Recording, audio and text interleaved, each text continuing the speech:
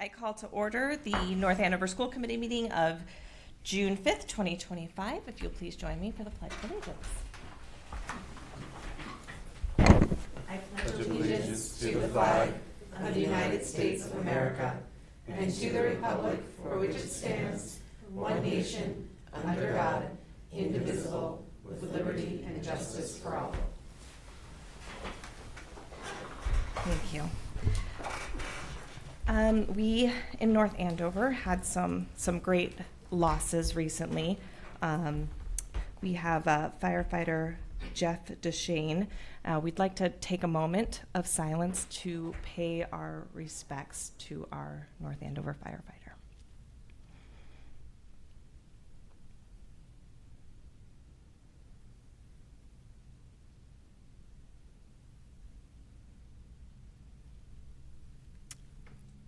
Thank you.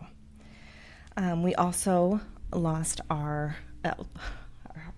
It's all of our dog, Scarlett. So I know she was such a comfort to so many of us in North Andover, such a staple of our community, and we are all very heartbroken. And our thoughts go out to Officer Wilson. I know this is a very difficult time for him as well. Okay, we have our student representative report, and we have a new student representative, Han Van. Welcome. We're so glad that you are here. Will you tell us what year you are? Yeah, so hello, I'm Han. I'm in 10th grade and going into junior year next year. I'm just so excited to be here and meet you all. It's so nice to meet you all, and thank you so much for having me. Thank you. We are so glad you're here. All right, you want to go through more? All right, awesome. So AP contracts, so the contracts you sign for an AP class, those are due on June 11th. And AP teachers have recently started adding students to their summer Google Classrooms to get ready for summer work. The chemistry classes, the AP chemistry classes, went to the elementary school to do some presentations on June 4th and June 5th. Leween did elephant toothpaste at Thompson on June 4th. There were about 6 rotations of 7 to 10 kids in each group. Kids were allowed to do safe hands-on tasks like dyeing chemicals or adding detergents, and there were lots of videos and pictures that were taken. And then again today they went to Franklin. There was another elephant toothpaste finale, and there were more rotations, and we've heard it was a great success. So underclassmen elections were yesterday, June 4th. Personally, I ran sophomore elections. So our sophomore electees, our new president for the sophomore class of 2027 is Ethan Gunn, and our co-vice presidents are Elizabeth James, Ava Portnoy, and Belhan Mululaman. Ooh, I always butcher that. I apologize in advance for these names. So our freshman is Shridrith Krishna, HS, Breland Marklis, Ina Rea, Ishanvi Saxena, and Nate Swingini. This is a special case where there are 5 because there was actually a tie in votes, which has rarely ever happened. So there's now 5 class officers for the freshman class. On that day, there was also an announcement that outlined and gave a heads up to the classes next year about our new phone policy. To sum it up, it's basically out of sight, out of mind. So turned off and silenced and in backpacks, not to be seen during class time. The freshmen had MCAS on June 4th and 5th, and NHS had their first meeting with new leadership. Many clubs are having meetings to recruit more underclassmen and are having elections within the clubs. 8th grade move-up day is June 10th, and student ambassadors will help the future freshmen navigate the school. Club banquets are happening today. Drama Guild banquet was hosted. Graduation was last Friday, and SOS, or Save Our Seniors, was a massive success with over half the senior class attending. Additionally, many high schoolers volunteered at the elementary field days, which were very successful. I was at the Sargent one yesterday, and a lot of the kids had an amazing time, and so did the volunteers. And to add, so today our Drama Guild musical was actually announced for next year. I had the pleasure of watching the announcement. So if you guys want to do a drum roll, we can. We're doing Grease. Can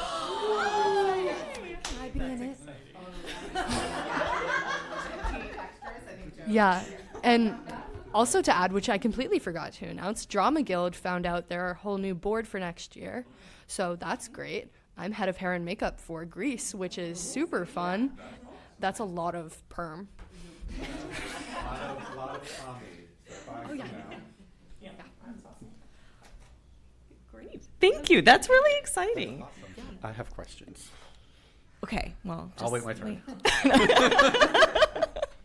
So the AP Chem, when you go to the schools, is that for a certain grade level that gets to rotate through, or is it more grades? I think it was the upperclassmen. Second grade. Second grade? Second grade. Thank you. Thanks. I had more, but you've distracted me. Go ahead.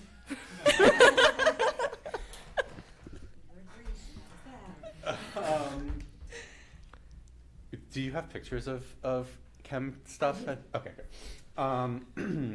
What is in an AP contract?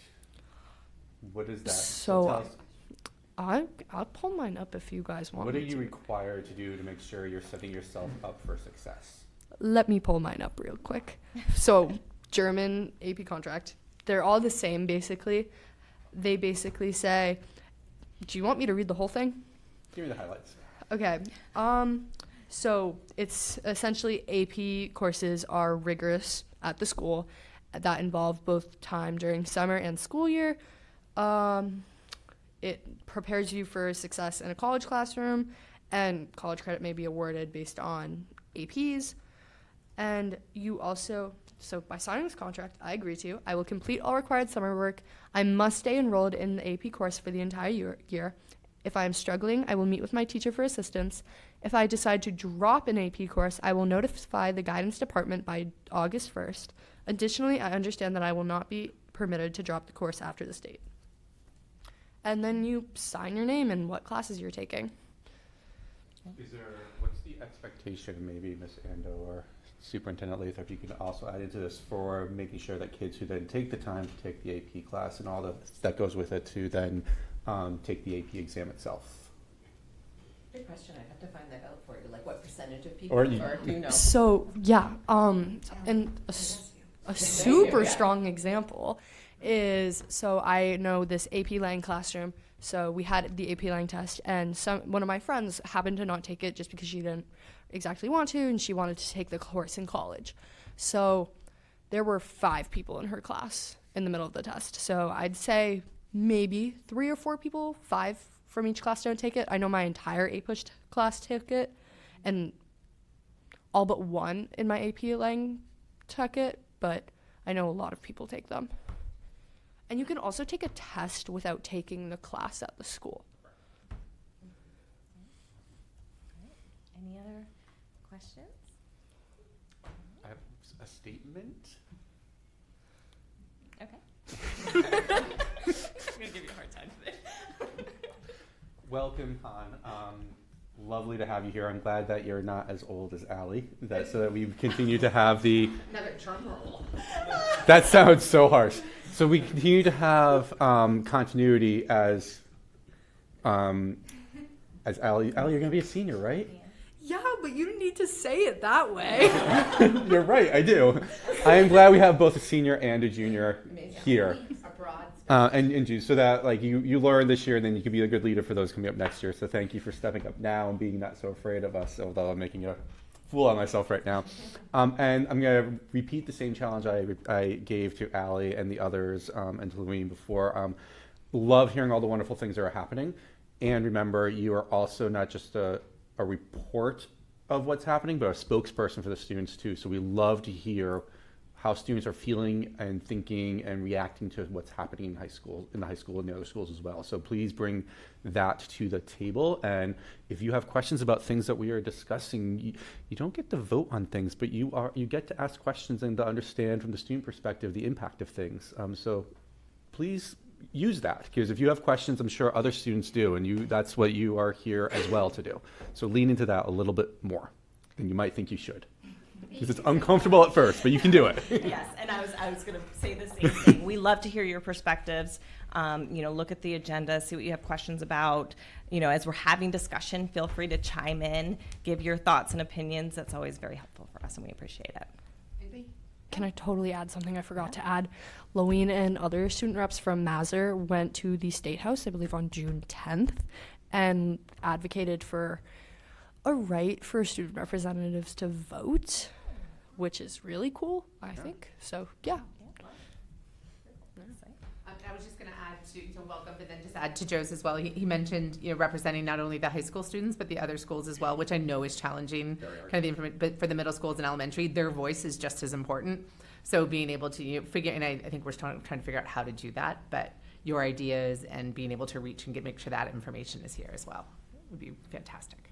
Well, Thank you. Thank you all so much. I really appreciate this, and I will do my best to keep you updated and voice my opinion as best as possible. Thank you. All right, we are going to open it up for public comment. As a reminder, all comments are directed toward the chair, no longer than 3 minutes, and to state your name and address before making your comment. So I will open that up.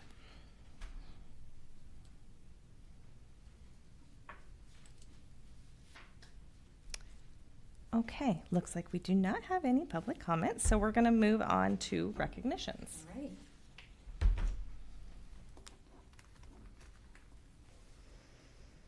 Yay. So we had a successful graduation last Friday night. The rain held off. It was a beautiful evening. I just love how the sun sort of was setting here and the students were throwing their caps. I want to congratulate Ms. Holman and her staff and leadership team and admin team for pulling together all of the events, and congratulate the students once again on their graduation. It was a really wonderful evening. Then we have Coach Delakai and his girls outdoor track. They made history over the weekend at Merrimack College. The girls outdoor track team won their first D2 state championship. They're the only second girls team to win a title in the history of North Andover High School for all sports. Right? Impressive. On May 30th, 40 North Andover High School seniors who have gone above and beyond for their community, their peers, or their family. They were recognized by the Kindness Collaborative and AT&T. They were given a certificate recognizing their achievements as well as their own Chromebook. This was made possible through a program called the Digital Bridge Initiative. We want to give a huge thanks to Alex Bromberg, who is the president and the person who's running the Kindness Collaborative, AT&T, Minuteman Press, who printed the certificates, and the Technology Education Kindness, who are the initiative behind the Digital Bridge program. It was a really great ceremony. We also have another 160 Chromebooks that they will be donating to North Andover to help support our students. Is this something that the students knew they were working towards, or were they recognized after doing things? So we were approached by Alex Bromberg. He partnered with AT&T and with TEK, and they then approached us probably, I want to say, a couple months ago. And then he met with Meg Pinkston, so I should also thank Meg Pinkston, our Director of Guidance, and really the criteria in terms of students who, again, go above and beyond for their community, their peers, or their family, maybe students who might not have received a different kind of award, but really wanted to because of what the Kindness Collaborative does. And so Meg and her guidance counselors met with staff and then started thinking about and really getting to know thinking about kids who were nominated for this. And then right before we did tell them so that they could invite their families to the ceremony, so their families were able to be there. What? It wasn't a you get a Chromebook moment. But even though they knew, they were very excited and grateful, and their family was super proud. And this is more work that Kindness Collaborative hopes to be able to do, and it was great that they were able to partner with AT&T to do that. Okay, and then Atkinson School, like many of the schools, I did have some pictures from Atkinson, but I know all of our elementary schools, they hosted their Arts and Academic Night for grades 1 through 4. Families really enjoyed seeing the academic and artistic work throughout the building. There were exhibits. The students had a wonderful music performance. And then one of the things that they did at Atkinson this year was they concluded with a STEM experience where the families and the students all participated together in a hands-on activity. So there's a little picture of them doing that, and then Mr. Landry and his music performance. Okay. I mentioned last week that our students were going to the Civic Action Project Showcase, and they did that. Mr. McGravy, so these are our grade 8 teams at North Andover Middle School. Mr. McGravy, who has been instrumental in this program, he attended with the students, but it was from all 3 of the 8th grade teams. But he was presented a governor's citation for all of the work that he has done and helping North Andover participate in the showcase. And then our student, Mehek Jankala, who we have seen here. She helped us with the religious days and observances. She was selected as the Department of Education student leader, and she helped coordinate the whole event with DESE and Generation Citizen, and she was the keynote at the event this year. I know. Mm-hmm. Isn't that? She's been really involved. She's reached out to me about looking to do an internship. And I've helped her. She was too young to an internship with one of our local representatives, but she has been meeting with Dee Casey, at our assistant town manager, and they're hoping to try to help her find something in local government here this summer. And then these are the students who participated, who had their slick pros, as they call them. Nora Lee and Ella Trangstrom. They did How to Reduce Harmful Plastic Pollution Through Recycling. Samantha Beckley, Kaylee Thompson, Dhruv Shukla, and Jackson Young. They did Reducing Budget Cuts in the North Andover Public Schools. Devlin Hines, Isabella Doobie, Emma Laverly. No, that's not right. See, I apologize for names that I'm saying wrong as well. They created a law. Theirs was on creating a law to prevent propped open doors in schools. And Pierce Leary and Trevor Dalton did Securing a Witch Memorial in Our Community. So some pictures from that. Then our North Andover Middle School student leaders, they worked on beautifying the courtyard. They gave me tons of other pictures, but I love this one because it was everyone. They planted large pots in front of North Andover Middle School. They did some weeding, and they did some planting and new flowers. I do think this is from initiative from the Green Team, and you're going to hear a little bit more next week from all the Green Teams. This is about the chemistry project. So Assistant Principal Nicole Rodelsky, she started this program when she was a second grade teacher at Thompson School, and she's carried it forward. So she partnered with the AP chemistry teachers, Miss Hoagland, is that right? Yep, and Mr. Swanson, and the AP chemistry students. They visited Thompson and Franklin to grade 2, and they brought science to life, and these are some of the great photos. I think in that first one you could see, what's that called, elephant toothpaste? And some of the other activities, and I'm hoping as principal next year she will help expand this to all of the elementary schools. We want to thank the North Andover CPAC, in particular Lauren Stedman and Zora Warren, for organizing this year's Special Olympics. It was held on June 3rd in Andover. We partner with Andover Public Schools for our Special Olympics. There were many smiles and happy athletes. There was a great article in the newspaper, but this is just some of the great pictures from the day. And then, as we already heard this earlier in the evening, we just want to, from North Andover Public Schools, thank firefighter Jeff Deshane and Officer Scarlett. They both had a large impact on the elementary schools, and all of the schools, I shouldn't just say elementary, on North Andover Public Schools. Firefighter Deshane, he was the emergency medical coordinator. He worked very closely with Cheryl Barzak, who was our lead nurse, on lots of projects within the town. And Scarlett, as we heard, is very much part of our community and has touched many people's lives, and we offer both the Deshane family and the Wilson family our condolences. That's it for recognition tonight. All right, thank you. And then we have upcoming NAPS and community events. I know we've had some things happen in the community lately that are exciting.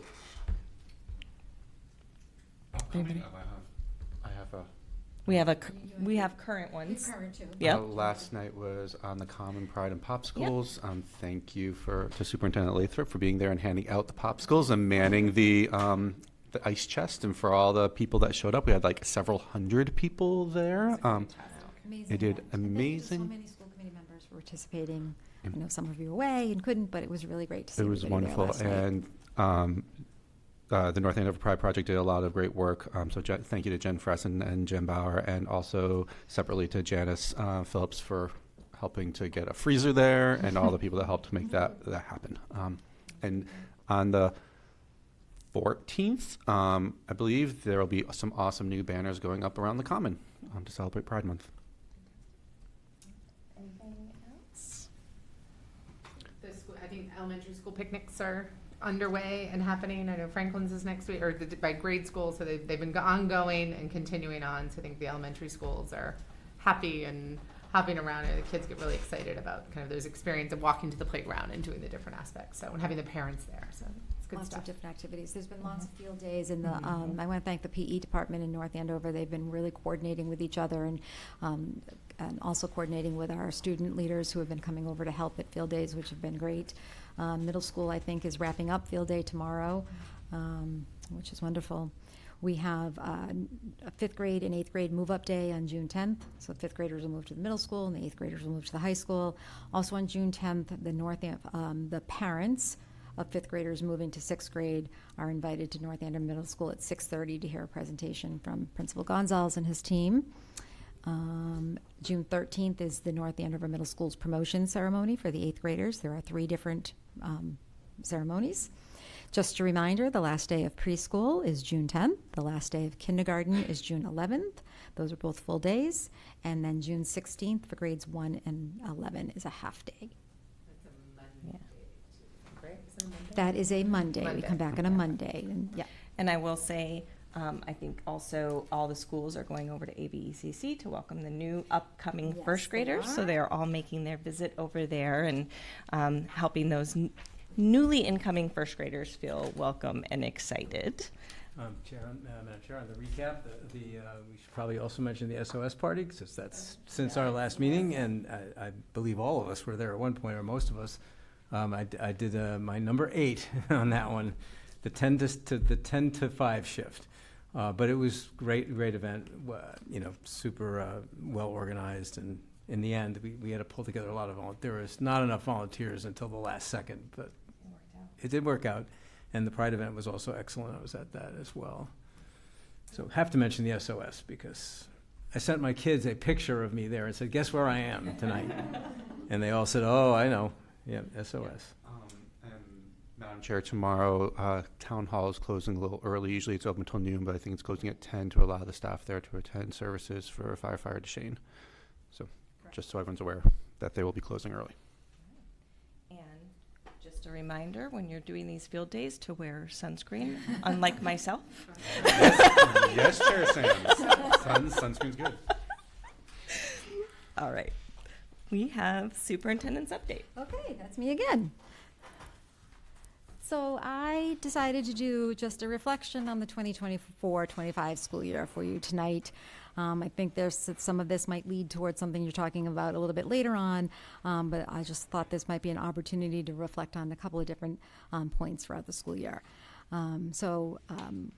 I just want to acknowledge that we've had challenges this year, but we've also, I believe, have made progress together. These are some of the pictures from the school year. You'll see something from robotics, some of the school plays, our students who organized a voting activity at their school, teachers working together. They used the Principal Leahy at the fun run.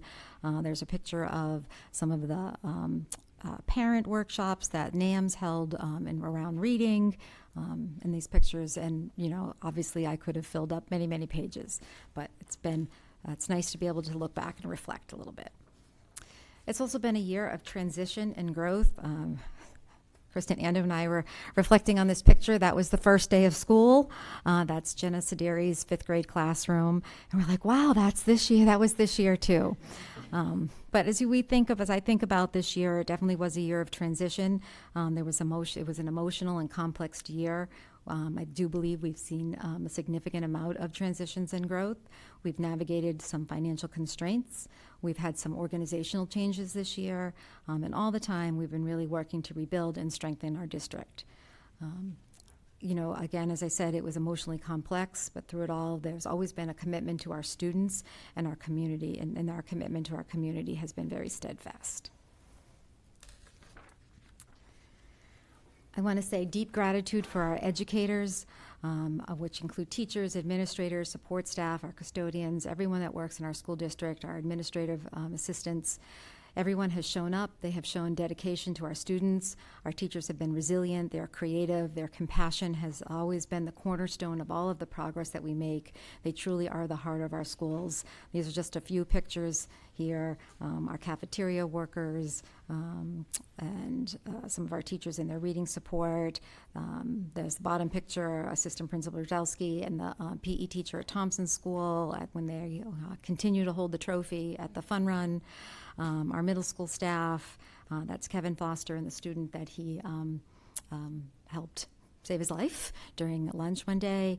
Those are two of our teachers welcoming, a teacher and a teaching assistant welcoming new teachers to our welcome back in the beginning of the year. And then on the upper right-hand corner is one of our parent liaisons who was supporting students at the middle school. I won't mention she's on a ladder that she shouldn't be on in that one, but deep gratitude to our educators. We had some financial challenges that we addressed this year. We had to make some tough decisions to preserve what matters really the most to us, which is supporting our students and maintaining a high quality of instruction. We've been working very closely with our leadership team, working very closely with school committee. We developed multiple budgets this year. While it was challenging to look at what level service might be and knowing that we weren't going to be able to make it this year, I definitely feel as though it was the right thing to do, and it helped us to know the true expenditures of our district. We had to make some difficult budget reductions this year, but again, we really, all of our decisions have been maintained and focused on our students and on our instruction. Just a few of pictures of our students who are working hard in their classrooms.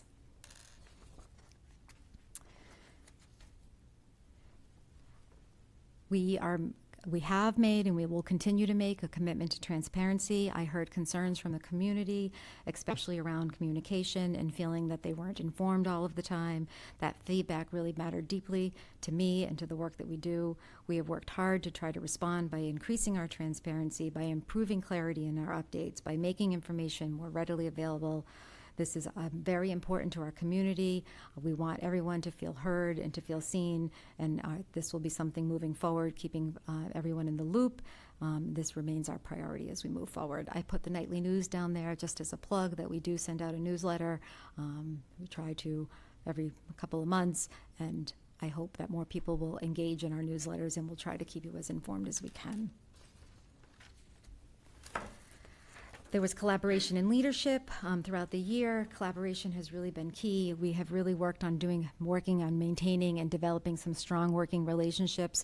Personally, I have felt the time I have been able to spend with the town manager has been invaluable. We meet every week, but also I believe that my relationship and our relationship between superintendent and school committee has grown this year, and our relationship with other boards, really working on gaining mutual trust and respect. Our district leadership team has been instrumental. They've brought their full energy, regardless of how challenging and difficult it might be, and really have been committed to shared goals. That's a picture from a summer retreat last year. It's hard to see here, but that's all of our administrators.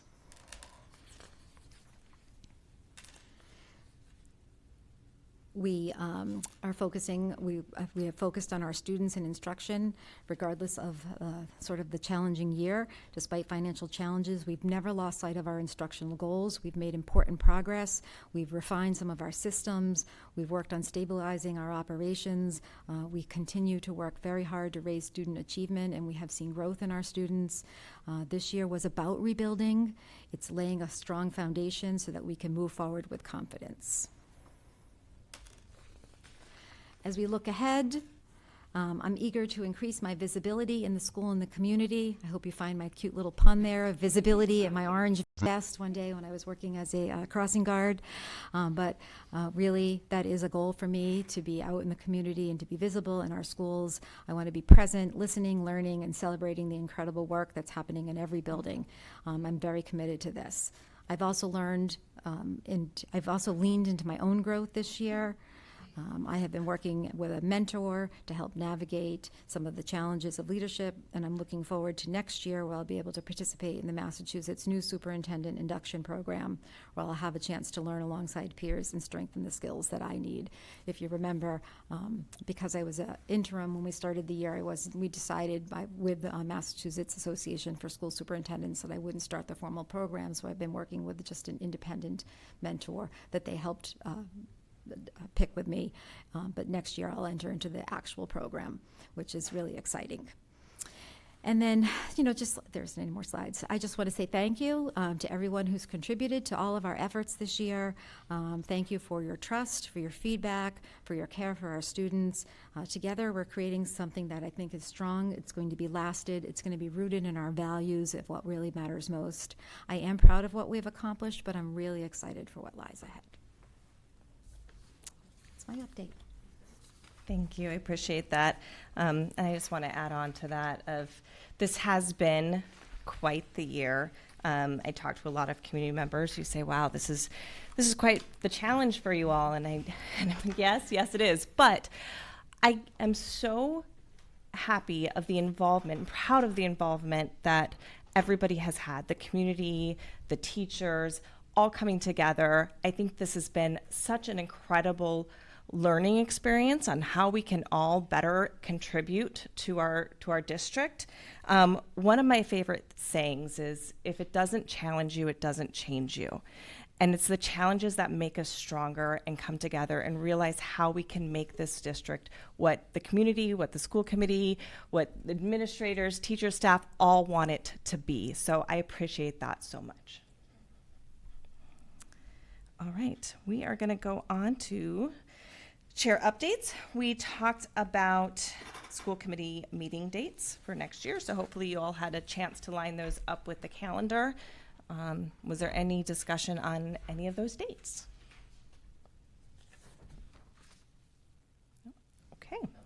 All right. Oh, actually, one of Yep. them I can't make, August 21st. August 21st. Okay. All right. So.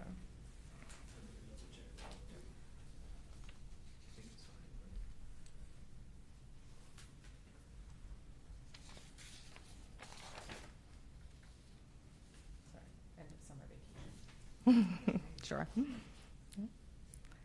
All right. Well, if there's any other conflicts, you can let us know. But I think as of now, most of those look pretty good. All right. Thank you. Sorry, Madam Chair, does this mean that after next week, our next meeting is the 21st, other than our retreat? Possibly. We don't know. It's going to depend on how much business we are going to be able to conclude at our next week meeting, and if there's more things that need to be accomplished before we close out for the summer. So, We had held in reserve Juneteenth. yes, Just in case. Is the 18th? Yes. Yeah, okay. All right. Because I'm wondering, as we go forward, if we don't have a crystal ball, but as we go forward in a year and we know if there happens to be more items on our agenda as we move into fall, then we can always add more dates if need be. This is Yeah. just the scale. Let's get some dates on there. Typical schedule can always adjust as needed. be. Oh, absolutely. All right. We also, school committee always has their summer retreat when we typically break for summer. Last year there wasn't really a break, but this is an opportunity for the school committee to come together, have a working session. We usually have someone who comes in and does some work with us. This is open to the public, but it is not a televised meeting. But it's always a great time for us to come together, work through some things, and have some additional training as a committee.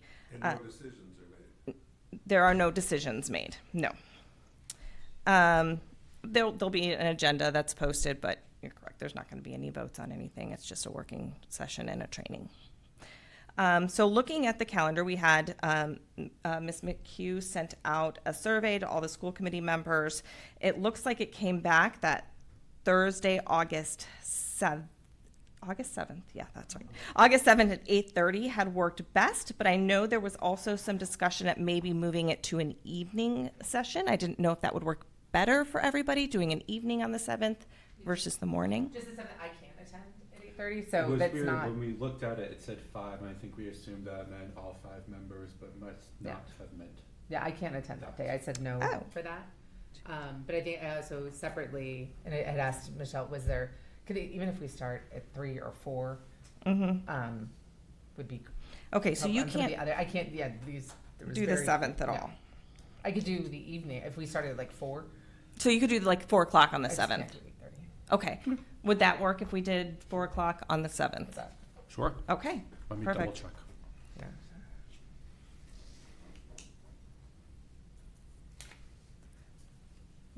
Perfect. All right. All right. That'll be our school committee retreat. All right, community chat update. We have a community chat this Saturday right here in central office with Dave Brown and myself. That'll start at 11:30. We welcome the community members to come and have a discussion with us, bring any questions, concerns, or topics that you'd like to go over. We're happy to have those conversations with everybody. It doesn't matter to me, but I think we previously said 11. Either one works, but I feel like that's what I wrote down, but I could be wrong. I thought Michelle had emailed me 11:30, but she had sent out an email to all the parents I know through Power School about it. She did the time. Did she? Recent email from her? And it was also posted on, Mhm. your mom's. She sent out 11:30. She did? Yeah. Oh, that works. That's We what's do been it. advertised. So. Yeah. Okay, that's fine. That's, Okay. yeah. All I right. just want us to be definitive. I also wanted to bring up, we've had discussion in the past about having a community chat at Fall Festival. This year it is Sunday, September 14th. So if we would like Ms. McHugh to get us a booth. I think other than the fact that it poured all last year, so it kind of caused a little bit of fun and traffic. I think we did have a lot. Did it get moved and then poured again? It just, I don't even know, it just poured the whole time. Oh, I We were remember. soaked, Yes. right? Yeah, it Like, was really wet. We got soaked, but there And then was a lot of people at the high there. school. Yeah. Was that the original? That was the location? original location. Okay. Mm-hmm. I think it's worthwhile to do because assuming if it's a nice day, then there's going to be more people, and it's just one more opportunity for people to come. And there were questions. People were, well, what's the difference between school committee and PTO? Like there was just some really basic chances to interact and let people know different places for them to get involved. You know, what could they be doing? How can they get information? So Yeah. Okay, perfect. So we will request that we have a booth for that. And we're going to take turns throughout the day? kind of Yes. thing? Yeah. Well, as it gets a little bit closer, maybe at the retreat, we'll start a sign up and see because then there's also time frames that people are able to go. I know also we kind of have to wait for sports schedules. I know that was an issue last year, Yep. trying to figure out when people could attend. What date is that? It's a Sunday, September 14th. September 14th. I'll be in Washington DC. Okay. because then before we did national, I know it's not on the agenda, but the other under the heading Yeah. of community chats, we also National Night Out Yeah. was a good opportunity. So whether Yes. we do a separate, that's a good one too. Yeah, I think that's that's an in August. I activity haven't seen the that date on in that one yet. August. It's usually August. I haven't seen, but that was a good one because there's Okay, so tons maybe we of can children. look and Like, see that's about it's getting mostly that. parents. It's school age parents. It's it feels usually like what are there. the first. Yeah, it's early August. It's if early I remember August. Right. Yeah, it's- Okay. Officially, it's Tuesday, August 5th. Okay. But yeah, I don't know if we always follow that date or yeah. I don't Right. know, but All right. That's a good event. Yeah, Yeah. it's a good one. Yeah, we've done it, I've done it a couple times too. It's good. And I still have all the ice pops I bought those times that didn't freeze. When it, so when literally, it was raining. yeah. So I and have, cold. I have like 1,000 ice pops in my freezer. Bubbles?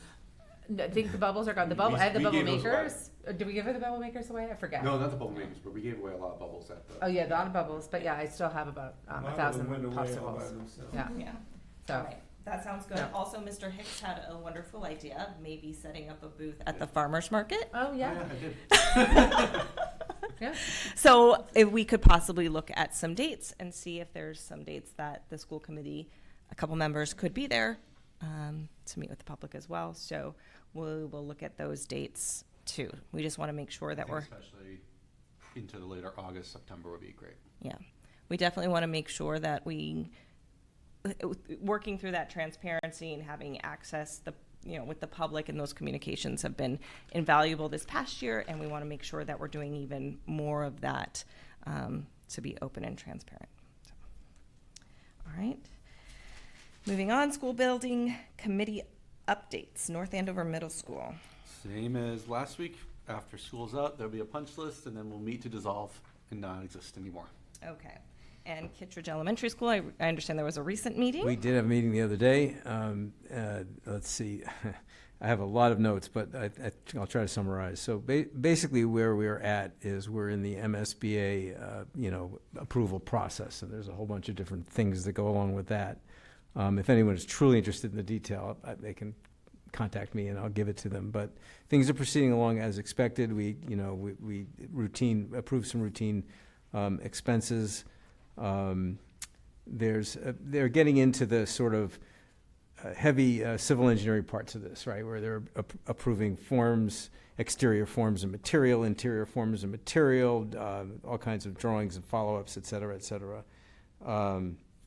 There was a pretty good, healthy discussion on the layout, some feedback that that the architect and the owner project manager got from various constituents, including the current teachers of the school, community feedback from the last community We meet. had that from MSBA when we had to make our presentation of our schematic. They gave us some of that same feedback. That's right, MSBA, oh, that was the third source.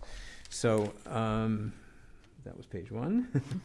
Sorry, David, when they asked you about like the foundation, is that to decide whether to fund it or not? Or No. This is we're getting to the good. nitty gritty of the design and engineering now. Should we take the fact that they asked such a question as a good sign? Like if the idea was we have no interest in this, they probably wouldn't have bothered asking about the foundation? Well, yeah, but I think these are two unrelated things, right? Like that. I think they were yeah. always asked, so that first, it's just part of the module, so when you go and you're presenting the schematic, they asked us to look at sort of where we originally had some bathrooms placed. They looked at some of the flow of where kids were and or traffic was coming into the school building. I think they would ask us regardless, but they were very complimentary. Kara Larkham did a beautiful job talking about the educational needs and plans for our students, and they had a lot of compliments. And there was lots of great things, but there were also some few things. So at the Kittredge School Building meeting, the architects came back with some of the changes that they had asked us to look at. And it made good sense to us. One was thinking about there's an upstairs and a downstairs. Which grades would be in which? And which grades were going to be where. Right. And they had some questions about our original configuration. And so the new team, the educational team that's meeting with them, they had some chats, which are our curriculum leaders that are here with us tonight, and made a few different recommendations. Right. Well, for example, right, little kids on the first floor, first and second graders, rather than make them go up and down the stairs all the time, put 3, 4, 5 on the top, that kind of thing. Right. I think that's it.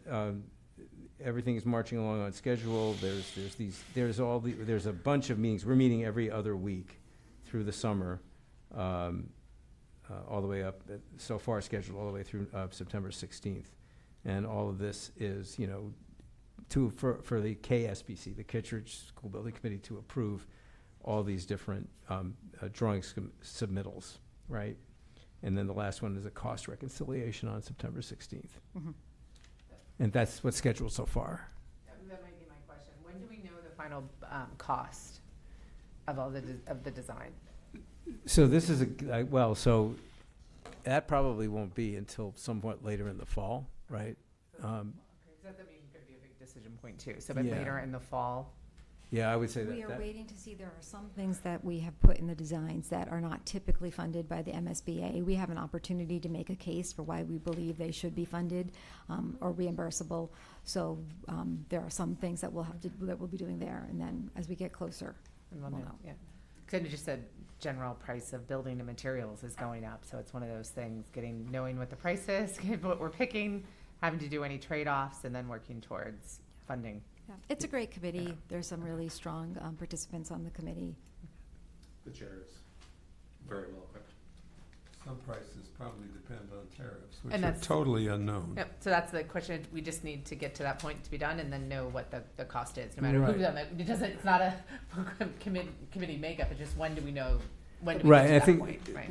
well, I don't have the entire schedule in front of me, but I have written down that September 16th is a meeting where we do some cost reconciliation on materials. Ah. The other issue, though, is, as the superintendent just pointed out, is that there's these several different sort of, I'll call them modules within the building that, MSBA doesn't typically approve. And as Pam said, that but there are arguments to be made. So our architect wants to try to make those arguments to try to get those approved. So otherwise, we'd have to shrink it a little bit. So there's a lot of discussion about that. So if after if they approve it and we sign the deal and the price of steel shoots up because of say? We're not increase quite it? there yet. We No, still no, have. I understand, but I'm just asking what happens if the price increases unexpectedly after the fact. Are we at risk, or do we share the risk at the same percentage as the grant? It's a good question. I don't know the answer I don't to think we're that. there yet. I think Yeah. that because we don't have actual numbers until we get closer. I mean, remember, this is in, we're not going to be breaking ground for a bit of time. So we're not, those are all questions that we will Yeah, answer, that we are looking at, that the architects keep looking for future spending. The biggest thing that we're working on right now is the educational, what are we calling that? The educational plan, in terms of the educational programming, which is we have many meetings scheduled between now and I'm not sure when. I'm looking at Kara because she's really has taken the lead on that. I mean, to make sure the building meets Meets your the- educational Correct. plan. Right. But I've taken note of your question, because I think it's a good one, and I'll make sure to bring that up, like where the material cost risk lies. Because I know we addressed the idea of not having I forget the terminology, the construction manager versus, I talked about this last week. Yeah. To try to keep that risk of labor going up. But you're asking about materials. So I'll bring that to the committee. All right, thank you. Right. Yes. I had a question.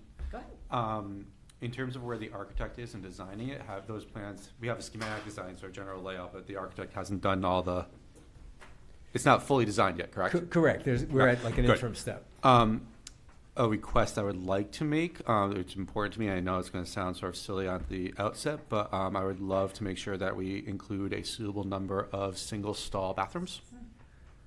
Interesting that you bring that up, because they did talk about that yesterday. When we did the middle school, we were not able to add those in because it didn't happen, and that made me sad and upset for a variety of reasons. And I want to make sure that, so at the middle school, single stall bathrooms for kids are very limited and where you can access them.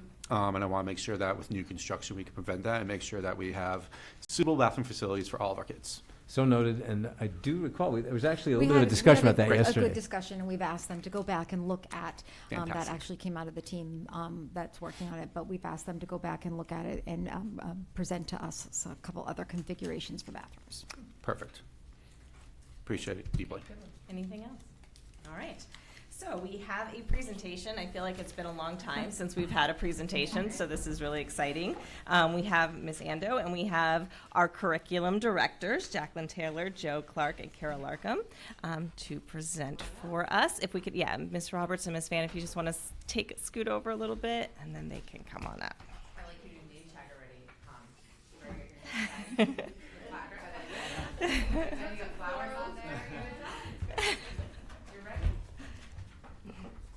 Hey everybody, you know me. I'm Kristen Ando, the Assistant Superintendent of Teaching and Learning, and this is part of my amazing team. And so they're going to join me tonight, and we're going to give you some updates on instructional materials and curriculum. It has worked in the past if we save our questions to the end, if you like little Yoda there. I don't know, I know little Joe, what's little Yoda? Grogu. Thank you. Has a better name than Little Rhoda. I love that one. And I didn't bring you sticky notes, but the idea that a lot of this presentation you've seen in September. So in September, we came and talked about what we were working on. All this year, teachers have done an amazing job implementing curriculum. I've collected feedback, and the team has worked on next steps. And so we are bringing to you tonight more updates. So here's the team. Our three directors, Joe, Kara, and Jackie, are here. Our team also includes Stacy Birdsell and Jennifer Vitorisi, who are our instructional coaches. And they are brilliant, and I am so lucky to work with them. And we have been starting our first few meetings as a team, and it's been really exciting, invigorating, and even fun. And so we have a great team. So I'm really excited. Of course, all of our work relates to our North Andover Public Schools vision statement. Vision of the North Andover Public Schools is to provide a consistent and rigorous curriculum that encourages all students to learn to the depths and distance of their abilities and leave our schools with the skills and knowledge necessary to succeed in college, career, and life. Where the curriculum team comes in is in the second line there about consistent and rigorous curriculum. And so our job is to put the best materials we can in the hands of teachers and then help those teachers do the best they can to give our kids the best experience that we can offer them. And so consistent and rigorous, one of our goals is also to have student experiences be similar across grade levels, across classrooms, and across schools, so that a second grade experience at one school isn't different from a second grade experience at another school. Awesome. Why high quality instructional materials? I think you know me well enough, but the idea that here's the research and you can, it's linked in the agenda, but the idea that high quality instructional materials or high quality curricular materials are better for kids. There are studies that are linked here, but they're comparable to over half a year of additional learning, about 1.5 times the difference between an average teacher and one at the 75th percentile, greater than the difference between a new teacher and one with 3 years of experience, and reflective of more equitable access for kids. And so there's a lot of support for materials. There's a lot of support at the state level as well for materials that have been vetted and reviewed. Curriculum literacy is something that is coming to the forefront, where we are moving educators from exclusively creating their own materials from scratch to effectively internalizing curriculum and skillfully implementing that curriculum to meet student needs. So instead of the teacher writing and creating all the curriculum themselves, we want them to skillfully internalize curriculum that they have and meet needs of kids, spend their time meeting needs of kids in classrooms. It's a bit of a shift. So rather than, we want teachers to spend less time on building lessons from scratch and searching the internet for materials and activities, and more time on internalizing content, analyzing, acting on student data, and differentiating lessons for individual needs. So this is a fundamental shift. For a very long time, teachers have created their own lessons from scratch. And so there is a shift in philosophy here. It's important to know. I'm going to pass over to Kara, who's going to tell us a little bit about the opportunity myth. Great, thanks. You survived the field trip. Survived. I melted at Kimball Farm with my 5th grader. It was toasty, so that shower felt really good. I was like, Hopefully I ooh, can stay day awake. for the field trip, It was hot tough. one. There's pockets of shade, so we survived. It was fun. It was a lot of fun. So I'm going to share with you a little bit about that research. So Opportunity Myth was a research study put out by TNTP, and they partnered with 5 very diverse school systems, and they looked at classroom lessons. They looked at assignments that students were given. They analyzed student work samples, and then they also collected data from students. And through all of that research, they found that their big question, I should start with, I'm still up from the sun. Their big question was really around, why are so many students graduating from high school and not finding the success that we would anticipate from their experiences as they move on to college and careers?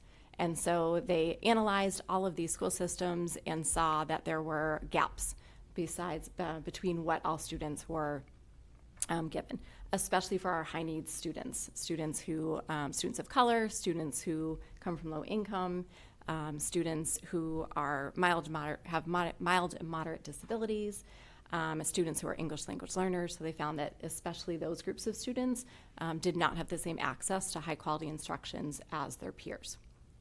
And so they found there was really 4 key drivers to high quality instruction.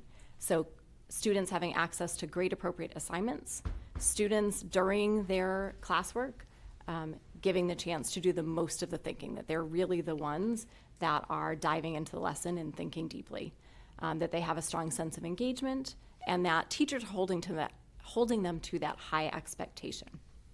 And so they found that when students were given these 4 key resources, it was about 2 additional months of learning. So it really had a strong impact with their achievement.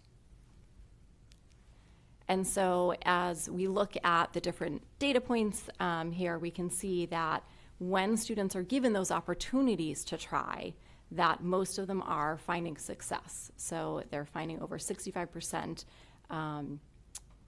success on those materials that we're putting in front of them. So when we're looking, for example, at our MCAS data, we know that some of our subgroups are not experiencing the same outcomes as their peers. And so providing them with these grade level materials and the support from teachers, knowing that they can access this, we anticipate that we know that we will have higher outcomes for these students across all of our grades.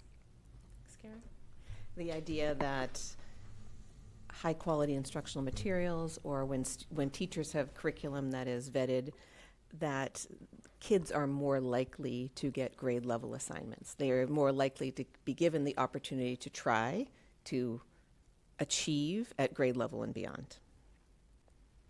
So there's 3 things we're going to talk to you about tonight. One is investigating history, which is social studies curriculum for grades 3 and 7. Next is arts and letters, which is ELA curriculum for 6 and 8, and Eureka Math Squared for K to 5. So I'm going to start us with investigating history. You saw this in September as well. The idea, we also had 2 teachers that came and spoke with us as well. The new history and social studies frameworks came out in 2018. And since then, teachers have been struggling to find curriculum that meets those frameworks and meets those standards. So, to address this need, the Department of Education has developed, in collaboration with teachers and history scholars, an accurate, culturally responsive, and inclusive curriculum. So, because there was no curriculum to recommend that was aligned to the Massachusetts standards, the DESE wrote one in collaboration with teachers and history scholars. So, that is aligned to the standards, aligned to the assessment, and is based on and refined based on teacher feedback, called Investigating History. So Investigating History was born. These are the lead partners that DESE worked with in order to create Investigating History.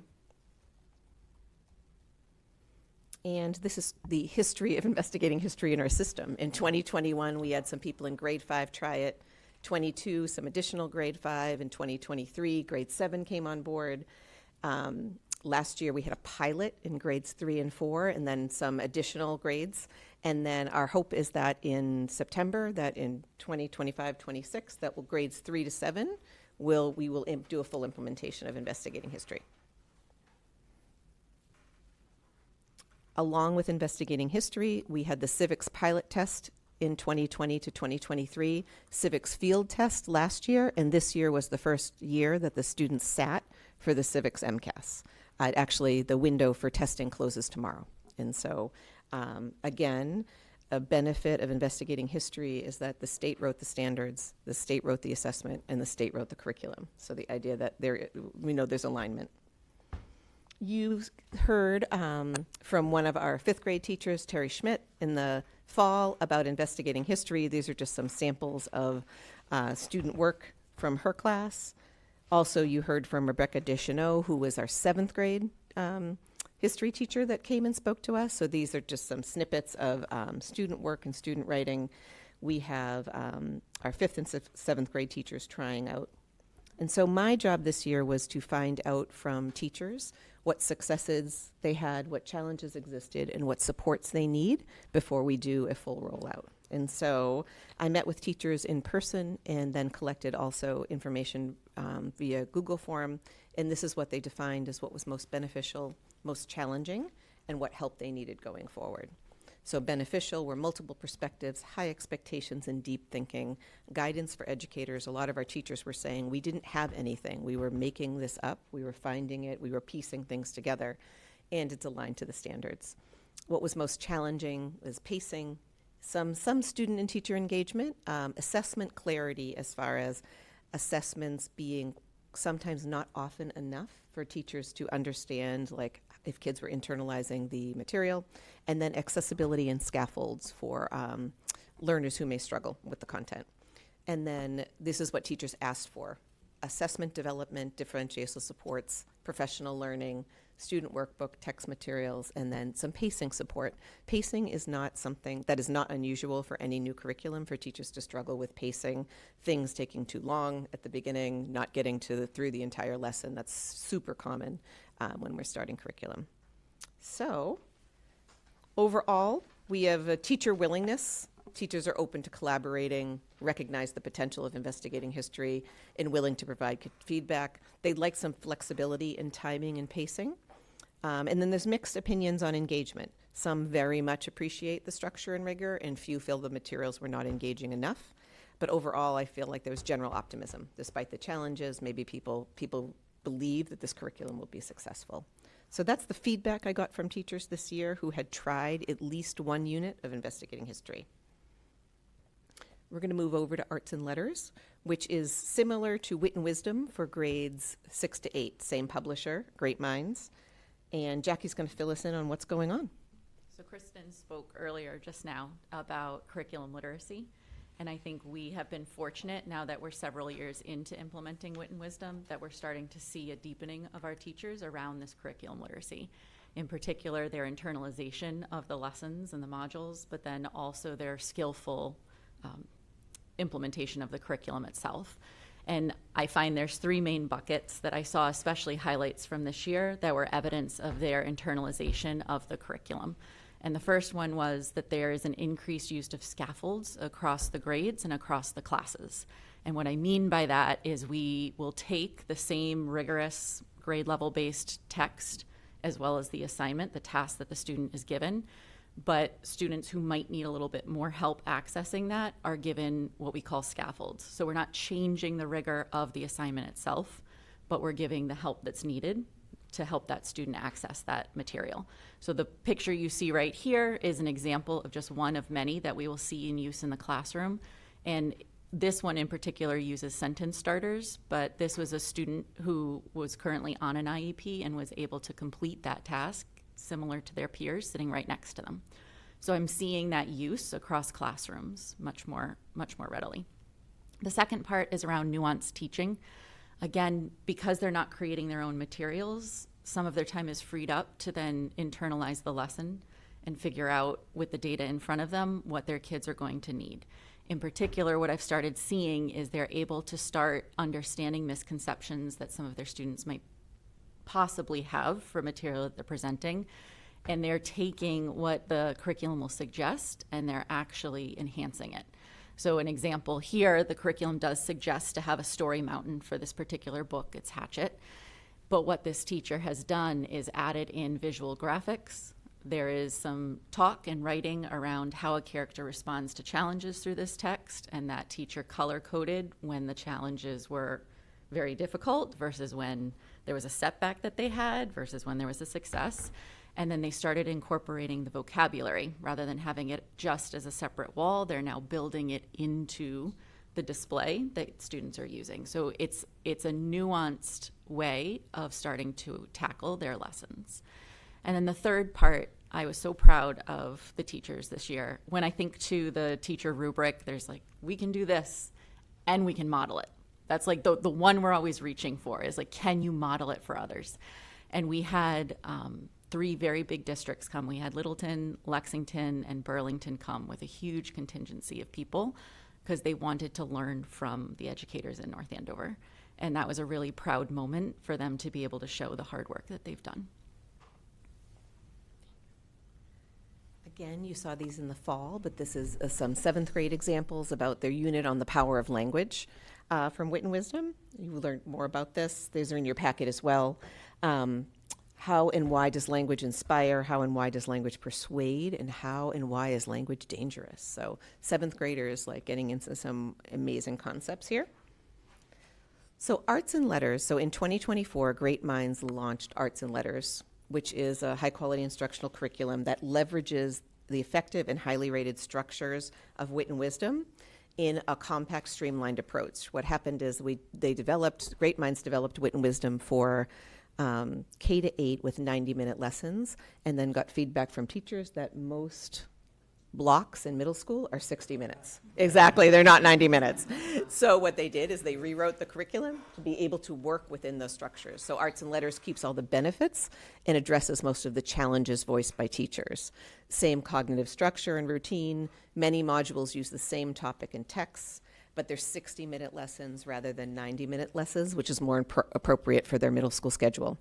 And then a manageable volume of text. That graphic on the bottom, if the block is blue or purple, it means that it's the same topic and not very much changed from Wit and Wisdom. And so in each grade level, 6th grade, 7th grade, 8th grade, the teams piloted one of the Wit and Wisdom modules, and for the most part, those modules aren't changing in the Arts and Letters. And so new curriculum built around the same DNA that made Wit and Wisdom effective and highly rated. And so arts and letters, after some feedback from the teachers, again, we looked at the arts and letters materials. Each grade level taught one Wit and Wisdom unit. And these were, again, we asked what's most beneficial, what's most challenging, and what help do you need to succeed? Again, engaging topics, content rich. One teacher said, I can't believe how much my kids know about the Great Depression. This is amazing. And again, what was most challenging? Pacing, length of units, volume of materials in a year-long sequence. And so we're not surprised at all that pacing was a struggle when we had 90-minute lessons and a 55-minute learning block. And so I think we're working on that. But what do they need? Curriculum map, support materials. One thing the middle school teachers needed were more durable books, that the kids read the book so hard that they were like, can we get perma-bound books? They wanted to take them home. Which is a wonderful problem to have. So this idea of they were like, can we get more durable books or library grade books so that they'll last longer? A slower rollout of new components, maybe one additional module next year, another additional module following, and then ongoing support to build confidence and capacity. So again, that would be my recommendation would be around to adopt arts and letters in grades 6 to 8 based on this teacher feedback with these supports in place for teachers. Awesome. Third bucket, Eureka Math Squared, and I'm going to turn it over to Joe, who's going to tell us about our math. After 11 years, it's odd being here not talking specifically about Frank. I know. We got exactly. So you've seen this graphic a number of times at this point. This is the selection process and implementation process provided through Implement Mass. It begins with Learn and Prepare, which we started last fall, where we started doing research around HQIM for math. And if you notice, this is our path to HQIM math. Yeah, it is cute, right? I got the Mr. Clark. I can't get the Mr. Clark out. Right. You like that, Joe, didn't you? Which led to the creation of a math curriculum committee last winter and spring, where they did many school visits. They researched the programs. They had many, many meetings about looking at all the different curriculum options that were out there: Envision, Houghton Mifflin, Illustrative, and Eureka Squared. And by the feedback from that committee, the selection process was unanimous that they wanted to move forward with Eureka Math Squared. And that brought us to this year, where in the beginning, in the fall presentation, you saw that we were launching and we had pilot teachers who were going to go through the process this year, which they have, and it has been very successful. And we're looking forward to next year, where we will hopefully be implementing and monitoring a full rollout from K through 5. So the biggest thing, especially, through the investigation process and the selection process, the largest question that people always ask is, well, what's the difference? What's the difference between Eureka and Eureka Squared? And as I was listening to everyone else tonight, I'm hearing curriculum literacy. And I think a huge benefit just at the surface level is that this is the same publisher and it's an updated resource.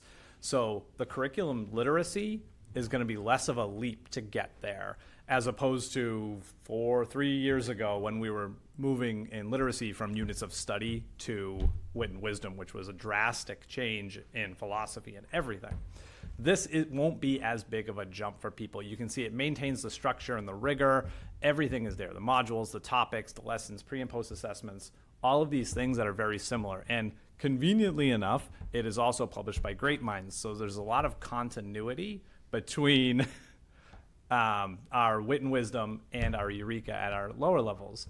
And similar to what Kristen was just saying about arts and letters, taking all of the good stuff from Wit and Wisdom and addressing the challenges for the middle school, that's really what Eureka Squared has done as well. They brought in a more balanced approach. A lot of the challenges presented for original Eureka 1 was that it was very focused on conceptual understanding, and it didn't build the skills. It didn't build that procedural fluency that we need to be able to be fluid with our skills and apply them to different problems. It also increased accessibility for all learners. There are scaffolds. Teacher feedback was, it was tremendous. There was so much less that they needed to do to help all students access this high level of rigor. and our multilingual learners have different scaffolds in there as well. And what we saw, and I was fortunate enough to go to a few of the observations last year, and what I was wowed by, in particular by a school in Andover, was students were up, the teacher had 2 chairs, there was a string across, and they were going up, and they had to place little placards of fractions on a number line. And just having that conversation around there, which leads to the last one, which talks about an increased focus on literacy skills for mathematics proficiency. And there is a tremendous amount of opportunity for our students in this program to read, write, speak, and listen about math, which will help deepen their understanding, not only for math, but build the skills necessary for their literacy progression as well. So those are really the biggest changes from Eureka to Eureka 1, similar from Arts and Letters to Wit and Wisdom to Arts and Letters. So this year in our launch, we had 20 pilot teachers spanning all 6 schools, the Bradstreet and all 5 elementary schools. We had at least 2 pilot teachers per school. Every grade level was represented, which is going to be incredible for us next year as we're really developing our professional development and moving forward, and our teachers are learning and working together. We have a tremendous team already built in to help with this. This year, pilot teachers led a number of professional developments already for staff, and then we took surveys along the way. So the pilot team was given access to all of the print, all of the digital materials in order to fully engage with the program so that their students could also fully engage with the program. They were provided professional development last year, and over the course of this year, and even to today, they're creating a lot of those slides. Great Minds provides a lot of slides in-house, but we've found through our Wit and Wisdom, and even now through just this pilot year of Eureka Math, structuring them in a way that makes sense, and now we're connecting them, and they look similar and they feel similar to our slides to support teaching and learning as our Wit and Wisdom ones do. So we're still talking about the launch, the learn, and the land in each lesson. And that launch is really, that's kind of the kickoff, obviously, of the lesson. And that's where you're seeing a lot of opportunities for that literacy skill development as well, because it's a lot of opportunities for students to discuss and have those conversations, turn-in talks, whole group, small groups, all of it. So the feedback was very well received. You can see, I'm not going to read every single one, but you can see they love the program, built-in scaffolds, they believe it'll be a smooth transition. I love the one on the bottom. This will drastically change our kids as math thinkers. Like, just to have a teacher say that statement about a curriculum is very powerful, and it just makes you feel good. So I did 2 colors here, and the yellows were like the woohoos, and the blue was more, okay, what do we need? What do we need to provide you to help support through this rollout? They need PD, they need grade level collaboration time, guidance on the pacing, and support with everything, but specifically what I saw was digital components as well. So now, the yellow's great, but the blue is how we determine how are we going to build our professional development arcs over the course of this year? How are we going to make sure that we're supporting our teachers from day one, and really day one for us will be summer, all through the year? I did want to throw this one out there. Now, I am going to be completely transparent with you. I cherry-picked this. This is data point, that's funny. So this is from one 4th grade classroom. Now, all of the pilot teachers had great growth. They showed there was a lot of students in the green. But I pulled this one out specifically because I thought that this showed opportunity. This shows potential for what we will be able to do if we fully engage with this program, both on the teaching and the learning side. I mean, you can see all of those little, so this is a quad, I should probably explain. This is a quadrant graph, and this shows us a continuum of the y-axis is their growth percentile, and the x-axis is their achievement percentile. So the goal is to get in the green, because that would be considered high growth and high achievement. Now, typically, that line is at the 50, but for our purposes, we always move it over to the 70. And you can see all but one of those students are in that green box. But even the student who's not in that green box is still at 50% growth and 51st% achievement, which that growth is incredible. That means that student grew more than 50% of the students that he was similarly scored to back in the fall. And I should have started with that. This is growth from the fall math map to the spring math map. So this is the year's growth. So this isn't from winter to spring. This is where they started to where they ended, and that's how much they've grown, and that was what their achievement was. So that gives us a nice really bar to reach, right? It shows us that the potential is there. If we're all going in, we're going with fidelity, we're working it, we're using our curriculum literacy skills, and we're moving forward, our students can and will grow at that's exponential rates. I can't believe it. It is exponentially better.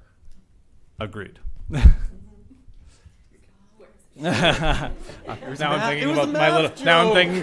Now I'm thinking about my fifth grader who I used to hold up as my exponent. We were just talking about today. Math joke.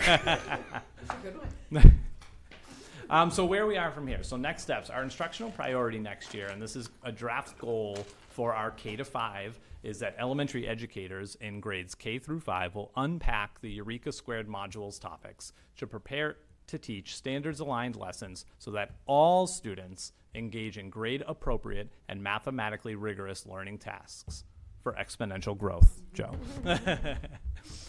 Now, what do we do to get there? How are we going to get to that? How are we going to meet that? So implementation, with an adoption by the school committee of Eureka Math Squared, we can move forward. We can begin to purchase materials. We are going to continue our partnership with both Great Minds and TNTP.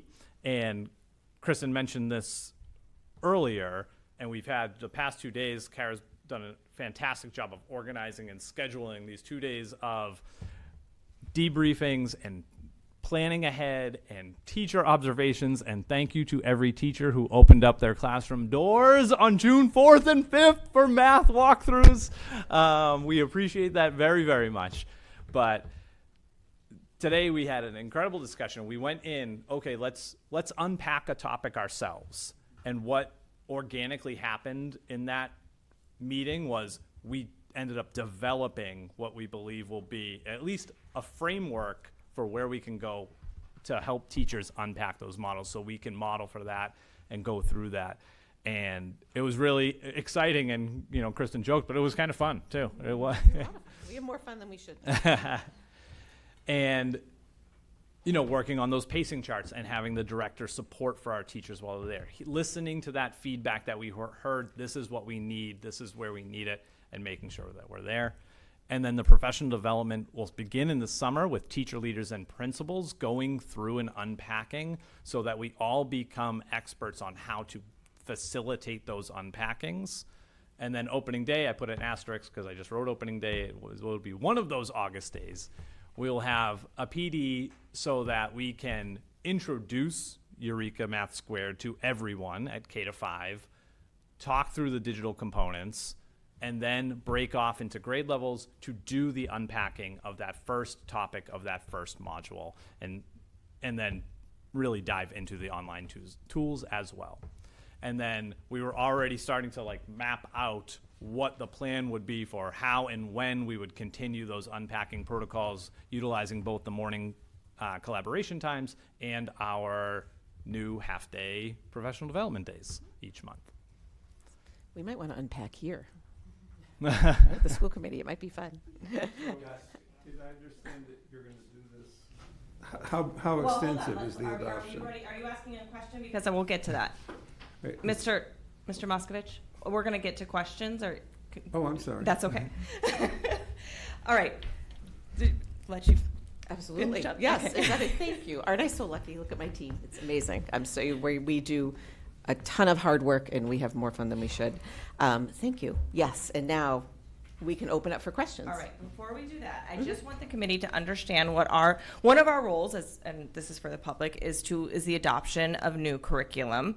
So just to be clear, this is our first read for Investigating History, Arts and Letters, Eureka Math Squared, which we will then vote on at our next meeting. So just keeping that in mind. All right, so what I'm going to do is I'm going to open up questions, but I know all of us have lots of questions, so we're going to do it in our voting order. So we'll start with Mr. Hicks. I feel like I'm going to take over, but I don't care. Yay, Joe Clark. That was my first comment. Thank you so much. And Jackie. So glad that you were both here, and we get to have you both here tonight for this presentation. I don't think we've seen you both here since you got assigned or new roles. So congratulations and great. You did a fantastic job. I'm going to just go right in order of the slides, if so you're ready. One of the things, and I love having a curriculum team. Curriculum coordinators are amazing. One of the things I'm just thinking about, Ms. Ando and Superintendent Lathrop, and for you guys too, is I wanted to make sure we think about curriculum directors, not just as, I would love to change the title to curriculum instruction, because it's, as you mentioned, high quality instructional materials are really, really important, but how we implement them and the instructional moves we make each day also matter, because you can have great stuff, but if you don't implement it right, it's going to be just as bad, if not worse. Of curriculum and instruction. I would love to just see that in the titles. We've been working on the titles. Because I do believe like your roles should be in both of those things. Question about grants and available funding for, because you mentioned the state. Are there going to be more implementation grants, do you know, in the next year or two to help support in doing this work? I know they've been throwing a lot of cash around. Any? Good question. We've applied for PRISM, which is like an early literacy grant. Oh no, for literacy K to 12. Mm-hmm. So that is something we're still waiting to hear back on. I have also applied for another investigating history grant that is continuing. We are going to be able to fund a lot of this with our capital improvement funds that were approved at town meeting. That was the other question. How are we And paying so, for this? exactly. And so, yes. So, right, exactly. Investigating history, it's open source. And so the cost of investigating history is very small, just some printing. We're going to be able to buy Eureka and Arts and Letters with capital improvement funds. Perfect. Mm-hmm. Are there year-over-year costs associated with those, with Eureka and Arts and Letters? There are with consumables like workbooks and things, but I feel like we'll be able to work that into We'll our be able to operating. budget for that in the regular operating budget? Yep.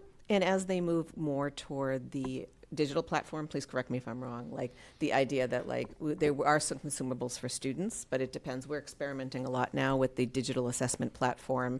A lot of it will be digital as well as time goes on. And so, but yep, I think we're going to be able to manage that.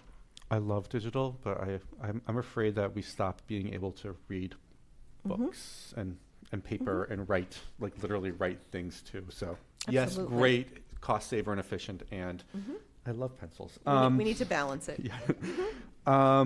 The next slide, when you talk about curriculum literacy. And yours might look different.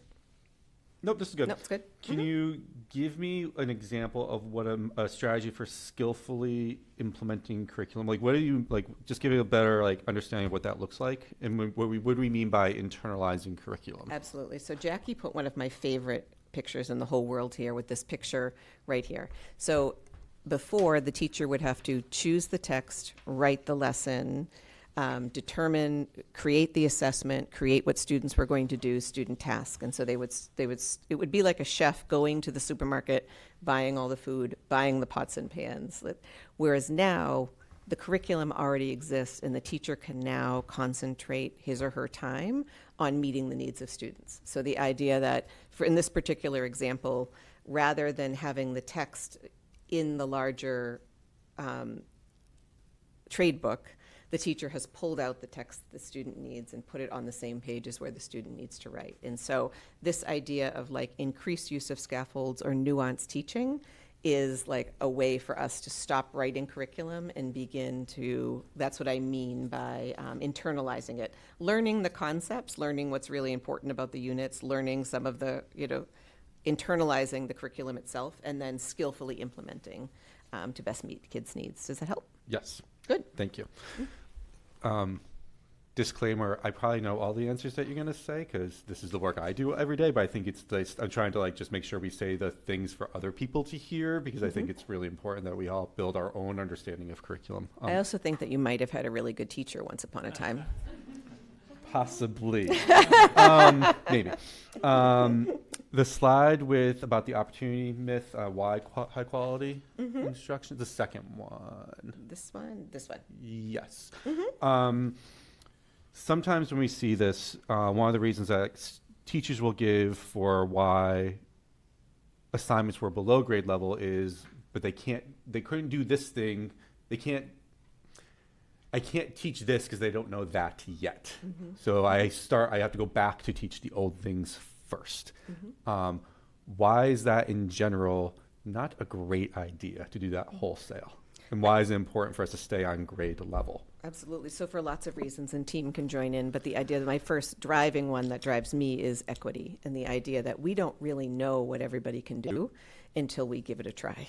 And so the idea that like if you never have the opportunity to do a grade level assignment, how is anyone ever going to know what you can do? And so I think we make a lot of assumptions about students, well-meaning assumptions, but I think we make some assumptions about students where the one thing I hear from teachers the most is, I never thought my students were going to be able to do this, and then they did it, and they did it better than I ever imagined. That's what we hear probably most often from teachers. And so lots of reasons, like the idea that it's really difficult to write lessons that are aligned to the standards, but also like we don't try it with kids.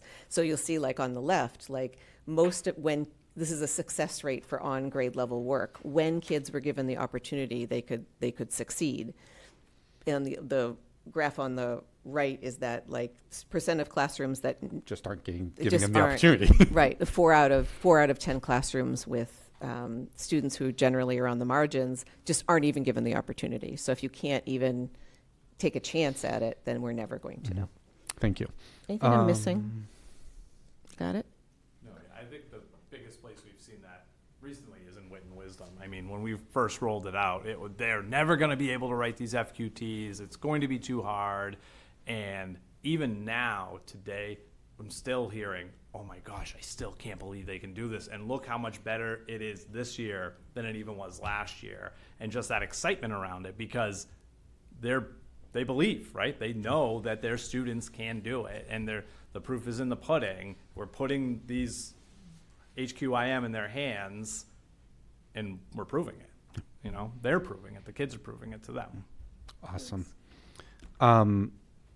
Investigating history, love it. Just quick clarifying question, because I think this is a big shift for a lot of teachers and from the way a lot of us probably learned history and the social studies when we were younger. What does it mean to be inquiry-based? Good, exactly. So a lot of history lessons are English language arts lessons that are just about history content, if that makes sense. And part of the new 2018 frameworks is the idea of being and thinking and learning to think like a historian. And so inquiry-based would be that students may compare primary sources with secondary sources in order to uncover ideas over time. And so we're trying to move away from it just being a really great lesson about history, that's an ELA lesson, to the idea that like, how do historians think and how is that different from how mathematicians think or how readers think or how whatever, you know what I mean, somebody else might think, but the idea of like developing habits of thinking like a historian. Great, thank you. I will say in my work, I have heard a lot about pacing of investigating history being tricky. Absolutely. And I know they are working towards fixing that as a thing. So I hope that gets alleviated. Moving on to, we talked about, going on to the highlights from K-5 this year, Wit and Wisdom 24-25 with the new, and I love this graph. I love the up and down motion because it's never purely linear. Like that is some brilliance right there. Thank you for sharing that. I love it. A question that people might have is when you add in those scaffolds, how does that not reduce the rigor? Like with all those supports, isn't that making it easier for kids to do, and are they thinking less and therefore not doing the grade level appropriate work? And then also follow up is, why is an image like the one in nuance teaching an important thing for kids to be able to visualize? Like, how does that then help them to be able to do, well, what comes next after that? Because that's not the end product. So what's the next thing that they then can do? So I can speak to two of those. The point of scaffolds is they're temporary. So I think you are getting to the point of, we're not giving these because this will forever be with the child, but in order to help the child access the grade level material, sometimes they do need a little bit of a leg up to begin with. Our SEAM collaborative coach, Emily, has done a lot of work with us around thinking about what is the standard and what is the goal of the task. And so adding in the sentence frames was not minimizing that ultimately they were identifying sensory language and writing from the perspective of a character from that story using evidence from the text. And so those key markers were not actually scaffolded. It was the pieces around it that allowed them to get to that standard and the goal that they were trying to get to, with the hope that eventually those will be pulled away. And then the second one, I had alluded to, they're going to be talking and writing about challenges the character faces in this particular text. And so a graphic like this, aside from being interactive, supports a lot of our MLs. This is something that students can go, it can be removed. And so let's say that a student is choosing their paragraph around the time the tornado came at the end.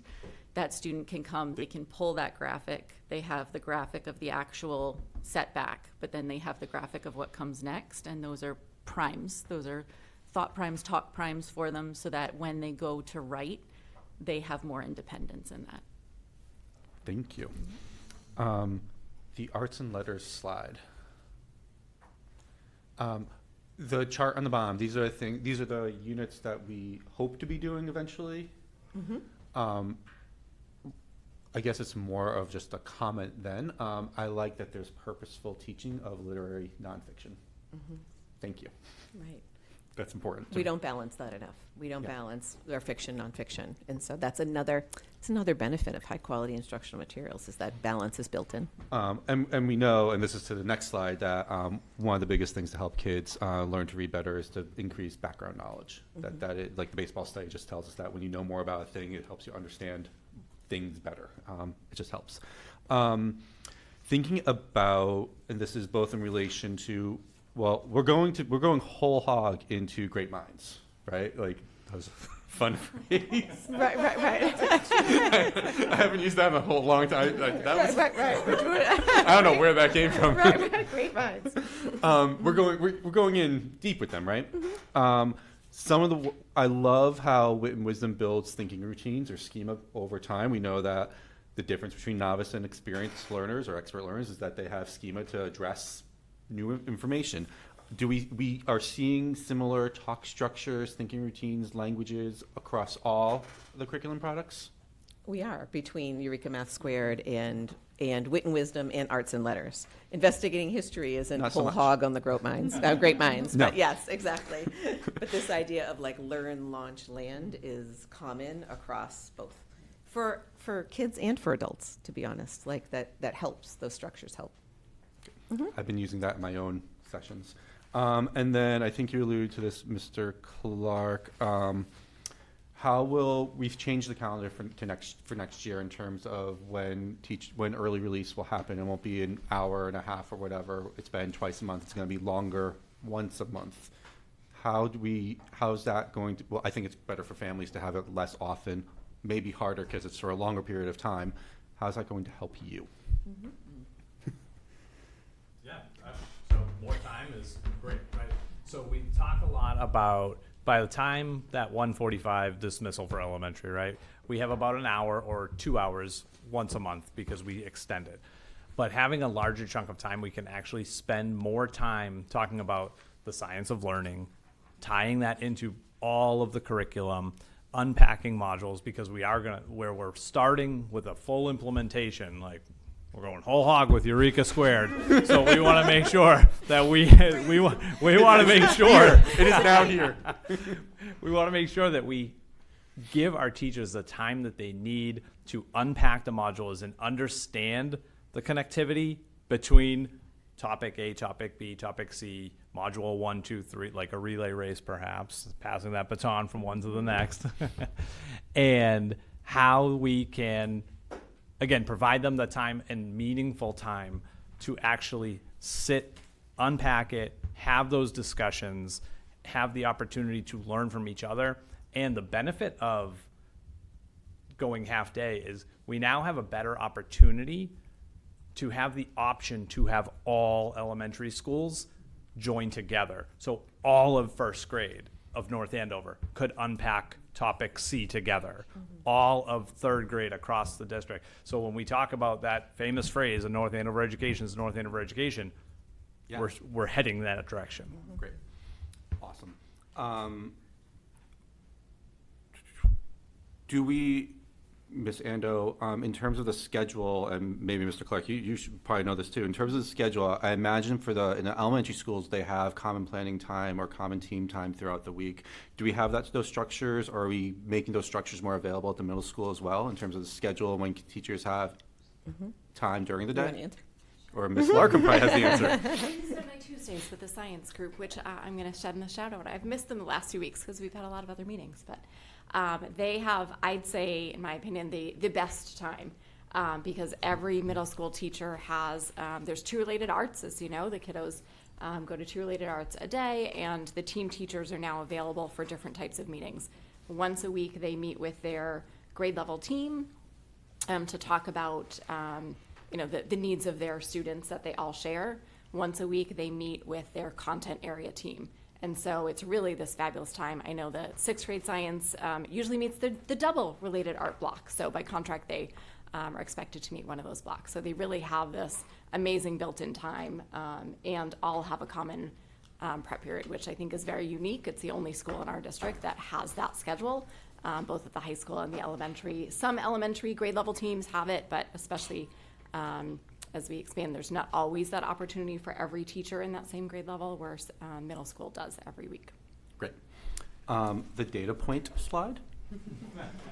Oops. What, and this is not a question, just a compliment, clarification maybe. This is map assessment data after having used Yes. Eureka Math Squared. Oh, so I probably didn't say that. Yeah, that- so this is a fourth I think grade that's what you classroom. said. Yeah. So, but this is a different assessment than showing us that this is working well for our kids. Yes. It's this- not another Eureka Math assessment saying it's working Exactly. well. It is It's our- a it it's a is our different thing that common- kids yep. have to do. Our common district assessment, the math assessment, from comparing the students' scores from the fall of 24 to the spring of 25. And this particular 4th grade classroom was a pilot classroom. Perfect. And last, again, more of a comment, a query, a challenge. One of the things I do worry about is that 3rd to 7th grade, third to 7th grade teachers are going to be then implementing new curriculum in multiple places next year. And that, as a teacher, would make me very, very nervous, and as an administrator would make me really, really nervous, and as a coach too, just like how am I going to support all those different things? So I guess the challenge that we face then is like, how are we going to make sure that teachers aren't feeling overwhelmed in doing all this work? And like, are we going to have the opportunity to properly unpack the math modules as well as we would like then, as well as we should, and also unpack the investigating history modules in the same way, make sure that people are prepared to teach those with the same fortitude that I know they would want to, and not feel like it's And getting. we certainly need to prioritize a bit. Yeah. The idea that like in grades 6 and 7, it will be but it will be investigating history, and those teachers teach the 5 blocks of social studies. And so in Middle school would be easier because they're more. Or different. Yeah. Exactly. So in 3, 4, and 5, we'll have to prioritize. Now we're getting into year 3 of Wit and Wisdom, so I think teachers are starting to feel more comfortable with that. We'll probably prioritize math, and then possibly roll out one unit investigating history this year. Try 2 units next year. Try 3 units the following year. And so we'll certainly be thoughtful about that. Great. Thanks. Thank you. I'll now be quiet. I'm sorry, but not. All right, Mr. Moskovich. I wanted to ask about, well, Which of, the last one, the math one, we're adopting it. So everybody's going to do it. Do I have that right? If you would, if next school committee meeting it is voted on and you decide to adopt Well, it, yes. everyone K through 5 will implement next year. That's the plan. Yes. And that is not true of the other two that we discussed. Well, Wit and Wisdom is here. Yes, yes. In investigating history, it would depend on the grade level, but the idea that we would roll out, but I think we're going to have to, teachers have told us that they struggle with pacing and timing. So the idea that we would do the entire curriculum in year one isn't realistic. And so, but the idea that like in Wit and Wisdom, we had a choice, like you could come on year one or you could come on year two. We got a lot of feedback from our teacher leaders and our teachers that just said, let's just get to it. If we're going to have the materials, let's do Eureka Math Squared together as a group. And so.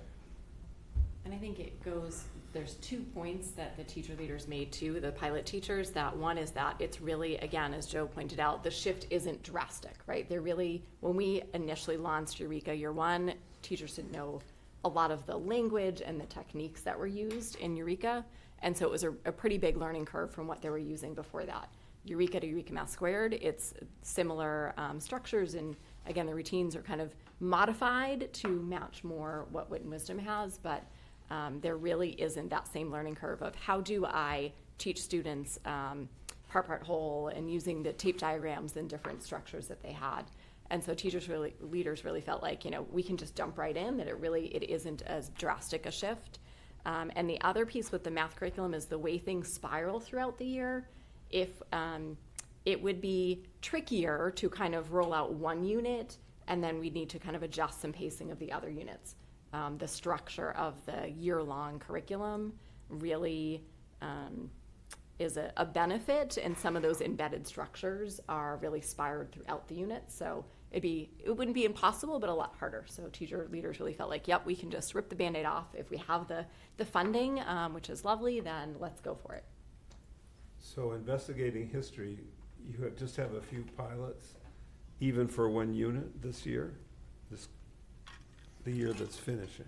The year that's finishing, yes. And next year, the plan is to take those units and make them uniform. Yes. And yes. then eventually to expand it to all the other units. Mm-hmm. And then anyone who hasn't tried it yet, we'd like them to start implementing next year. So it occurs to me that the amount of PD that you needed to do for the relatively few teacher groups who were only doing, I shouldn't say only, but who were doing a single unit would be very small relative to the amount of professional development you need to do all units, or one unit for, and then in math, it's all units, all teachers. So I'm wondering, this is a huge increase in professional development. I'm wondering where it's coming from, or how much will it be, and where is it all coming from? Good question. So our structures that we've used for Wit and Wisdom with our teacher leaders, so our teacher leaders is already built into our operating budget. They get a stipend for being teacher leaders. Our directors train the trainer, and they turn around and do that.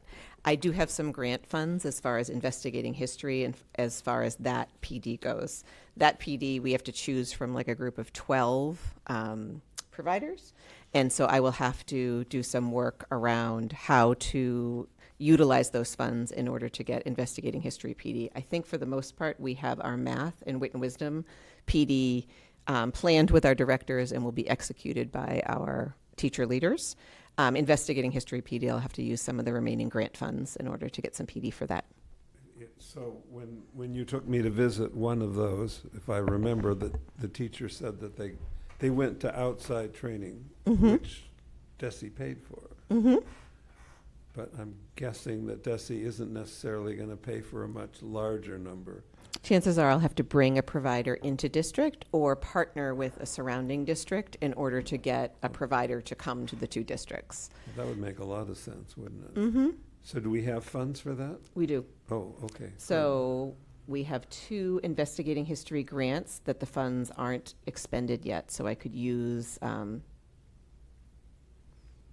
FY24 grants are expended, but I still have some funds left in the FY25 civics teaching and learning grant that we could use for work this summer. So far, we are or are not talking about funds that we would have to appropriate I think we've got it covered. for math as well.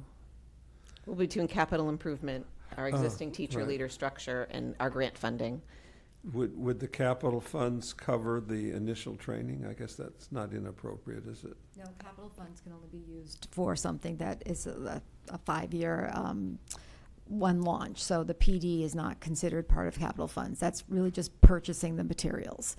But in theory, I mean, you don't need to train the teacher every year, so Correct, but you can't use capital improvement funds for that, is what I'm saying. So the PD funds are coming from either the grants or from the FY26 budget that Kristen, as the assistant superintendent, the budget that she put forth in terms of the expenses in the assistant superintendent budget. Oh, okay. So when we were visiting the classes doing the investigating history work, it occurred to me that there was a combination of, in terms of professional development, what they learned about implementing curriculum, but then there's also sort of the general issue of high-level teaching. Mm-hmm. And I don't mean this in any way critical, but there were opportunities for that kind of training as well. And I just wonder what your thoughts are about how we would do that.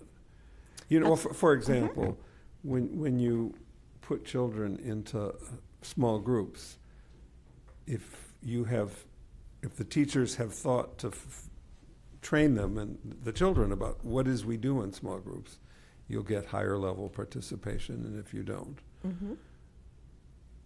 So this would suggest that it would be the sort of general training that would be helpful. Mm-hmm.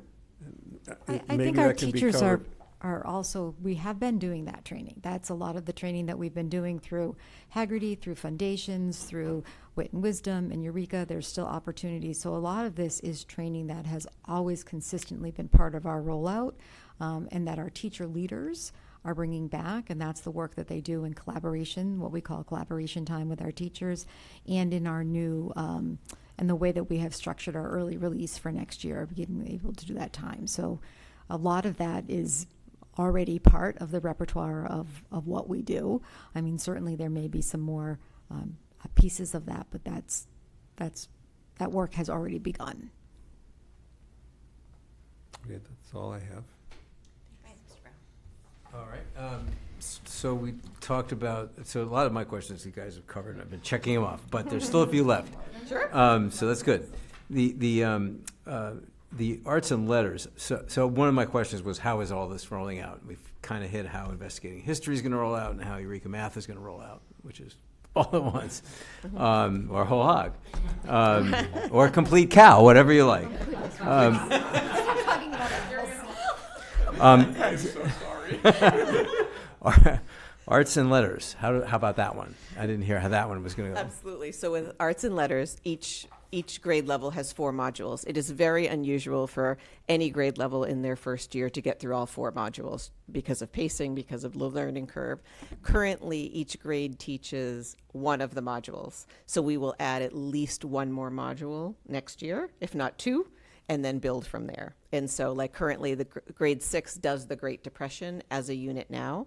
And so that won't be new for teachers or students. It'll be new for the students, but it won't be a new learning curve. We'll keep that in place, and then they will pick up one of the other modules to be new. So we'll mesh some of the nice part about the pilot is like we can mesh some of their teaching that they're already doing with some new content and curriculum. The curriculum, arts and letters, is similar enough to what the teachers are doing now that it's not like a complete redo of the entire unit. Okay. So out of the 4, each grade is already teaching 1. Okay, so it's basically that one's a phased rollout, just like investigative history, whereas the Eureka Math is complete cow. Got it. Complete All cow. right. I want to back up a slide to the opportunity myth. What I missed it. What's the myth? I don't, I was trying to follow that. What is the myth that we're dispelling here? That everyone has the same opportunity to achieve. Simple as that. Okay. The idea that if you work hard enough, you can get what you want. It's like, we have a very meritocratic of society, the idea that like, if you just work hard enough, and these kids that aren't graduating high school, they're not working hard enough, that the myth is that we've never given them the opportunity to succeed, where they cut, and I totally cut you off, Kara. What am I missing? Just getting a diploma from high school, we assume that they're all prepared, and they're not all equally prepared. Oh, I in the can same tell you way. that from So teaching there's- at the college level. Yes. They're definitely not Exactly, all yes. equally prepared. Yes.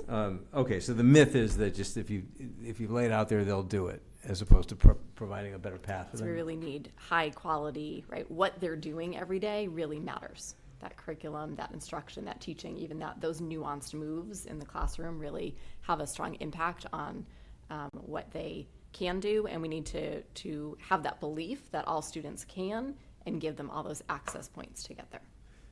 Okay, and then I'm curious, so the first 3 slides were all about research that was done, right? Who did that research? So TNTP is the group. okay. And they have several different drivers. They are really focused on making sure all students, right, enhancing public education, making sure all students, I always forget what they initially started as, but it does stand for, I think it's the New Teacher Project. So they were, again, trying to make sure that all teachers are prepared fully to give every student the best opportunity and chances there. They are partner with DESE in a lot of work. And so Joe mentioned on the slide, we are part of DESE's Learner Acceleration Network specifically for math. And so that was a kind of year learning curve, or in a 3-year project with them. It started with Benjamin Cabrera, who was our math director last year, and he started meeting and kind of looking at how do we roll out Eureka Squared, what does the pilot do? When Ben moved on in December, we kind of said, oh, now what? Yes, we want to stay. So we started looking at some middle school and high school and kind of expanding what we were looking at. And as we kind of fine-tuned, and I got a crew again, we really wanted to hone in on that work with this. So we have a coach. We actually have a new coach assigned to us, but it's been great because she's been able to be part of this spring work with us. And as Joe mentioned, she spent 2 days in the district. Chris and I kind of tag teamed, so we visited a lot of, I can't remember exactly how many was on our schedule, but the pilot teachers were wonderful, so we got a chance to go in. So TNTP provides coaching and support. They're national. Our new coach is actually local. She lives in Massachusetts, so it's great. She's going to be able to get on site. And I believe it's more than that. No, I think it's 8 days that we have her at our disposal, and then we will meet, I think right now, lucky Joe gets the tag off that we'll be meeting regularly throughout the year with her to help coach us in this process. Okay, and so the 2 slides that follow is the results of that research. But so I'm curious, who did they research, or what was the survey population? Do you know? I don't remember. I know that they were pretty varied. I believe there was some urban schools. I want to say there was some rural, but I don't remember off the top of my head. Okay, there's a link on the slide that you can, There's a link on the yeah, slide, so their if you website. go here. When you go into the agenda Yeah. online, it's a hot link, so you can go okay. right to it and see. I can actually find it. Yeah, it's Okay, a great. fascinating, I think. Yeah, I just was curious, Fascinating study, especially yes. like how do we know? I'm sure you guys Yep. have done this. You're comfortable with it, but I'm just curious, why are we comfortable with it? I feel Because- like this research is Yeah. also super helpful, and these are live links too. So this teaching hire, I think, is out of like the Center for Public Policy at Harvard. Okay. This choosing blindly, I believe, is out of Brown. And so all of the complete research studies are in here. Okay. You know, and so that's what we based our. Actually, I'm like, we can't take credit. The DESE based all of their decisions on that, right? They But do what they're supposed to. A lot of the teachers ask to read this research, and we support and, encourage that, and that, like, please understand why we want you to use these materials. Okay. Individually. Oh, They okay. have some new research too. They've been doing some post-COVID, so Opportunity Myth was 2018, so they've done some newer ones recently. They just had a new study come out on algebra. Yes. I read it last week. It's Did you in just my- Awesome. in my email box. links or something like that? Yeah. Yeah, okay, thank you. That, we get that, I think.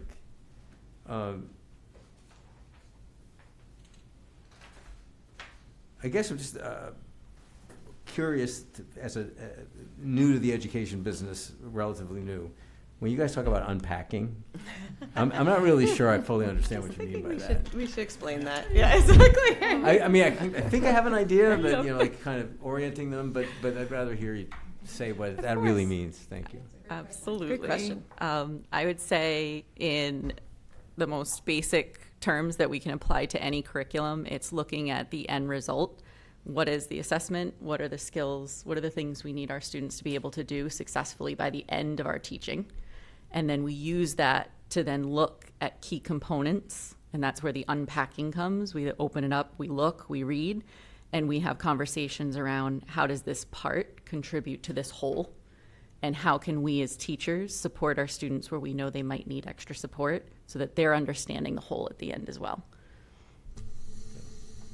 All right, thank you. It's kind of like knowing the recipe, right? You know your end result. What are those decisions that you're going to make along the way to make sure, right? And we talk about pacing a lot, right? If you're cooking something, you know, there's many times you're trying to cook a full meal and maybe you don't put the potatoes in at the right time. So it's really understanding that whole development of what each component is going to look like along the way so that you're making those strong decisions along. So would it be fair to say it's sort of like, in a sense, trying it on yourself, right, before you try it on students? Is that a fair? Really thinking about what the students are, and we talk about the decap a lot. That looking at who you might have in front of you, really thinking. I always think of who's the student might have some challenges accessing it, and what are some of those supports we might need? How do we plan for that? One of the components is often like the adult taking the assessment that the student has to take. So the idea that like we took a topic quiz today as a group. The idea that like what are the key standards? What does the actual assessment feel like? And from the student point of view, what is the student going to experience in this particular set of lessons? And so, and then like what is each lesson component and how do they build on each other? All right, yeah. But yeah, I was thinking that when we were talking, we probably said it 17 times, but like unpacking. It isn't exactly right.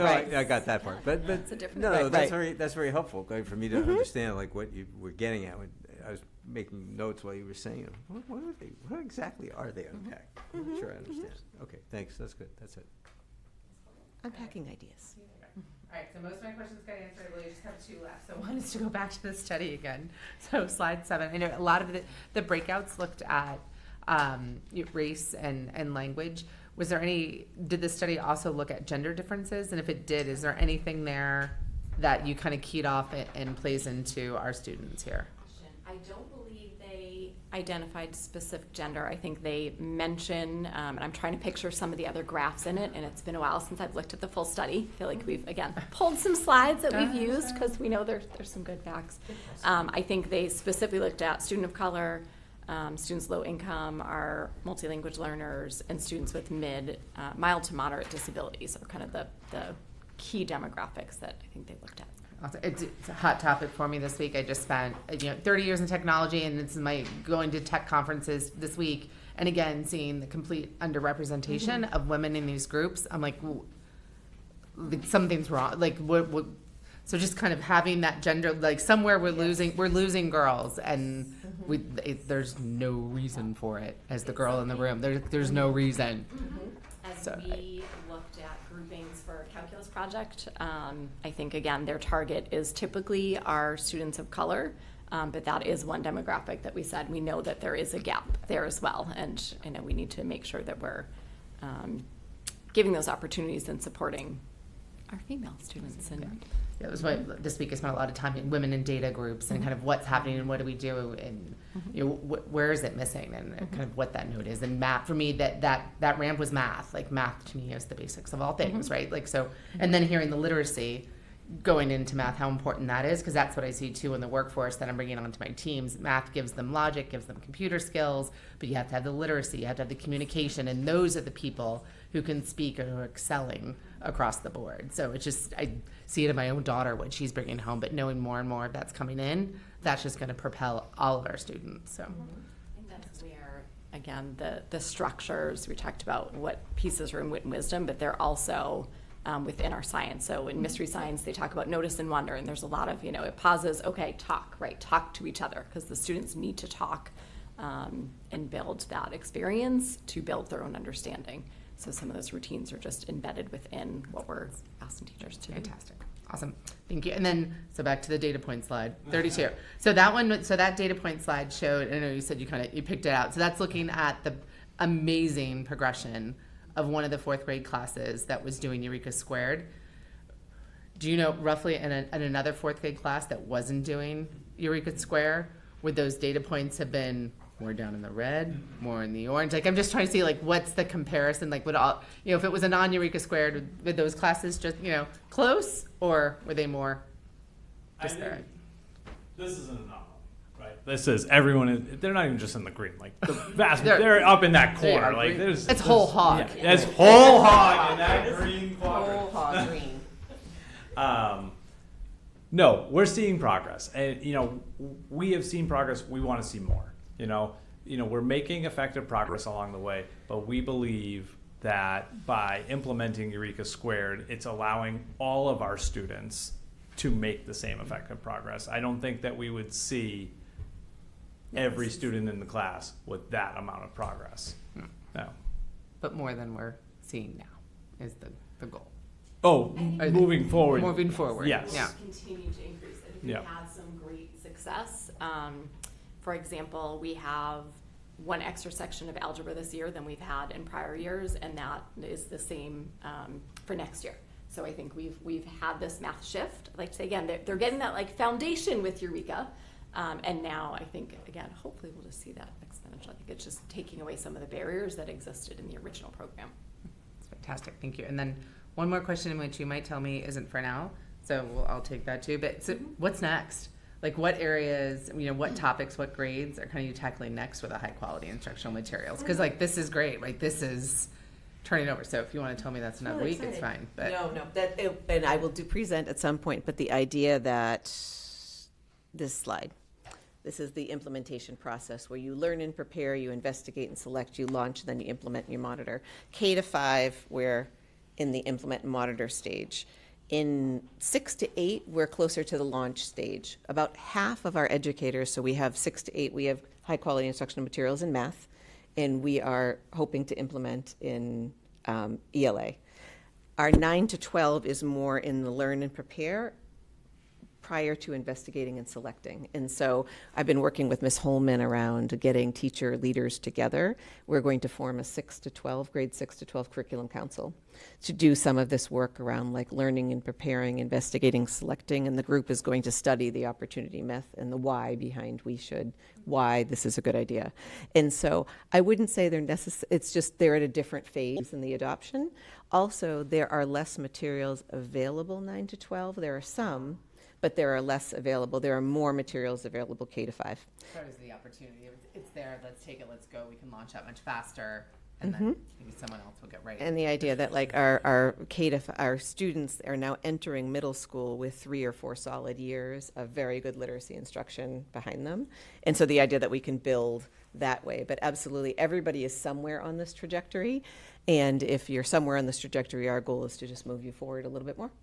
So no, absolutely a lot going on 6 to 12. We have a launch event on June 18th. You can join if you want. I'll send everybody an invite. Oh, great. Mm-hmm. Thank you. This is Of course. fantastic. Thank you. Okay, I'll wrap it up. I mean, most of it's been answered, but I just want to hit home on a couple of things. Through this budget crises that we've had over the past year, we've gotten a lot of feedback from the public and a lot of questions. And one of these that I've seen over and over again is, why are we spending money on curriculum when we're having this budget crisis? So can you just reiterate the importance of why now this is so important? Absolutely, because when we give teachers the right things to teach, if that makes sense. So if we give teachers the best materials we can, we get better outcomes for students. And so here's the research around that. The idea that like we can accelerate student learning by giving the teacher better materials. So at a time when we are class sizes are possibly going up, the idea that we are, having less teachers, there's no better time to give people really, really great materials. And what I've told teachers, because a lot of teachers have asked me, like, why don't you put one teacher back rather than buying all these materials? So first of all, the capital improvement funds can't be spent on anything else. The agreement was the capital improvement funds are spent on textbooks.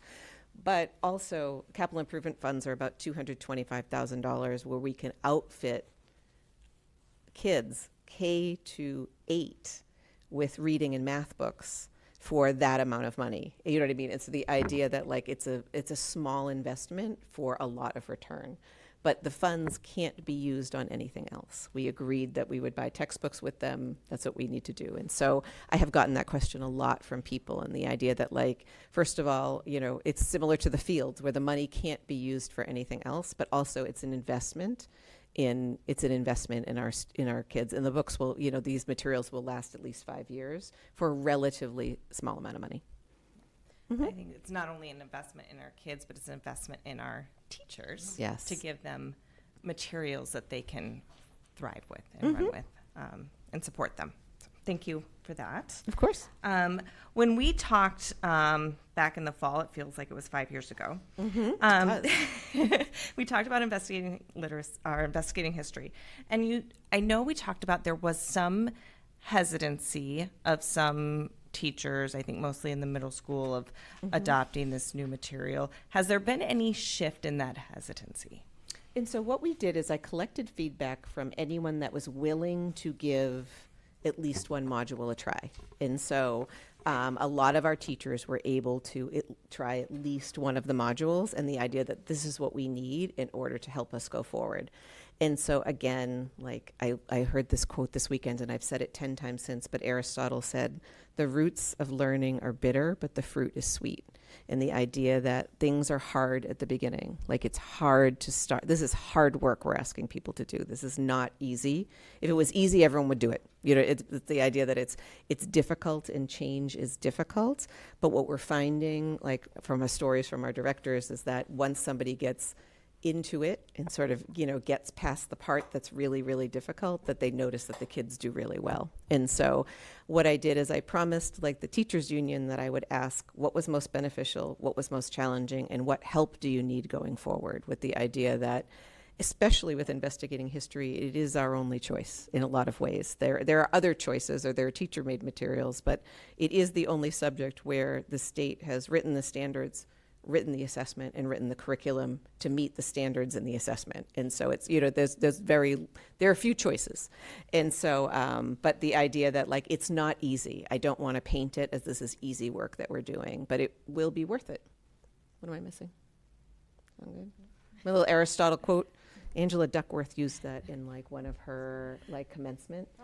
And I was like, oh my gosh, it's so true. Like, the idea that it's hard. This is not easy work to be doing. Wait, it's my turn. I had another quote for you.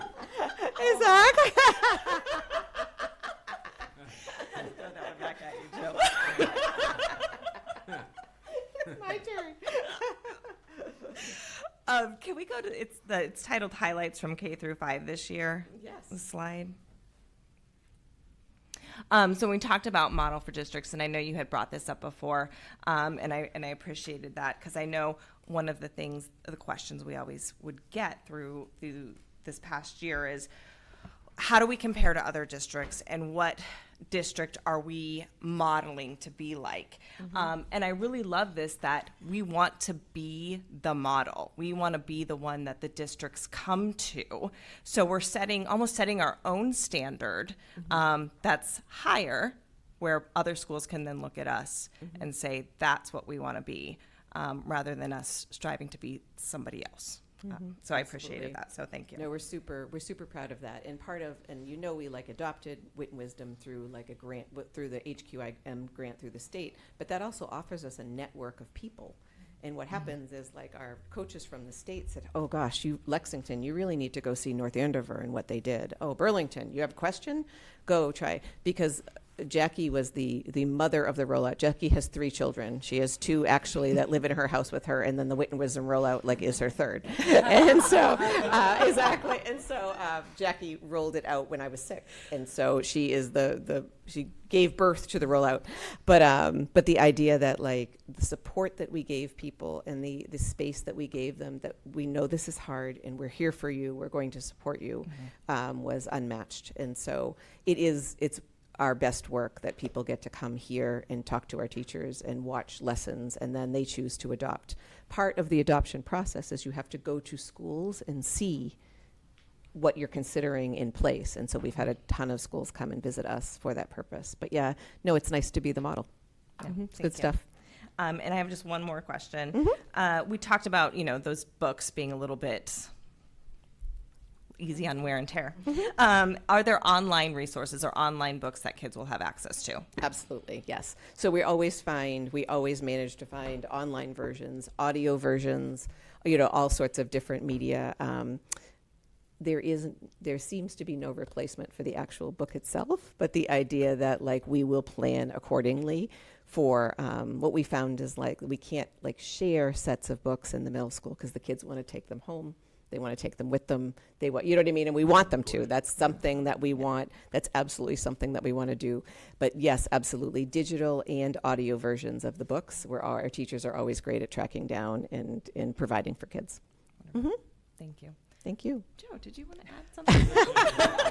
I was going to say, it was a quote. You have a quote?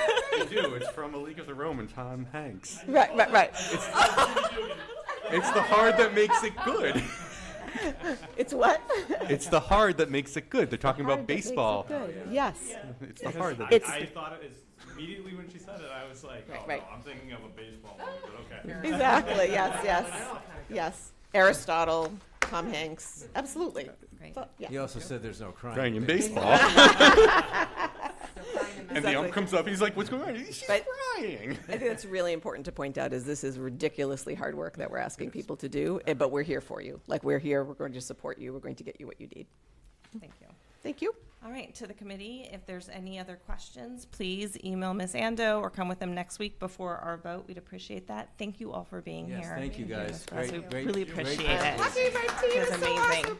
Before they go, I just also want to echo what you said in terms of just applauding this curriculum work.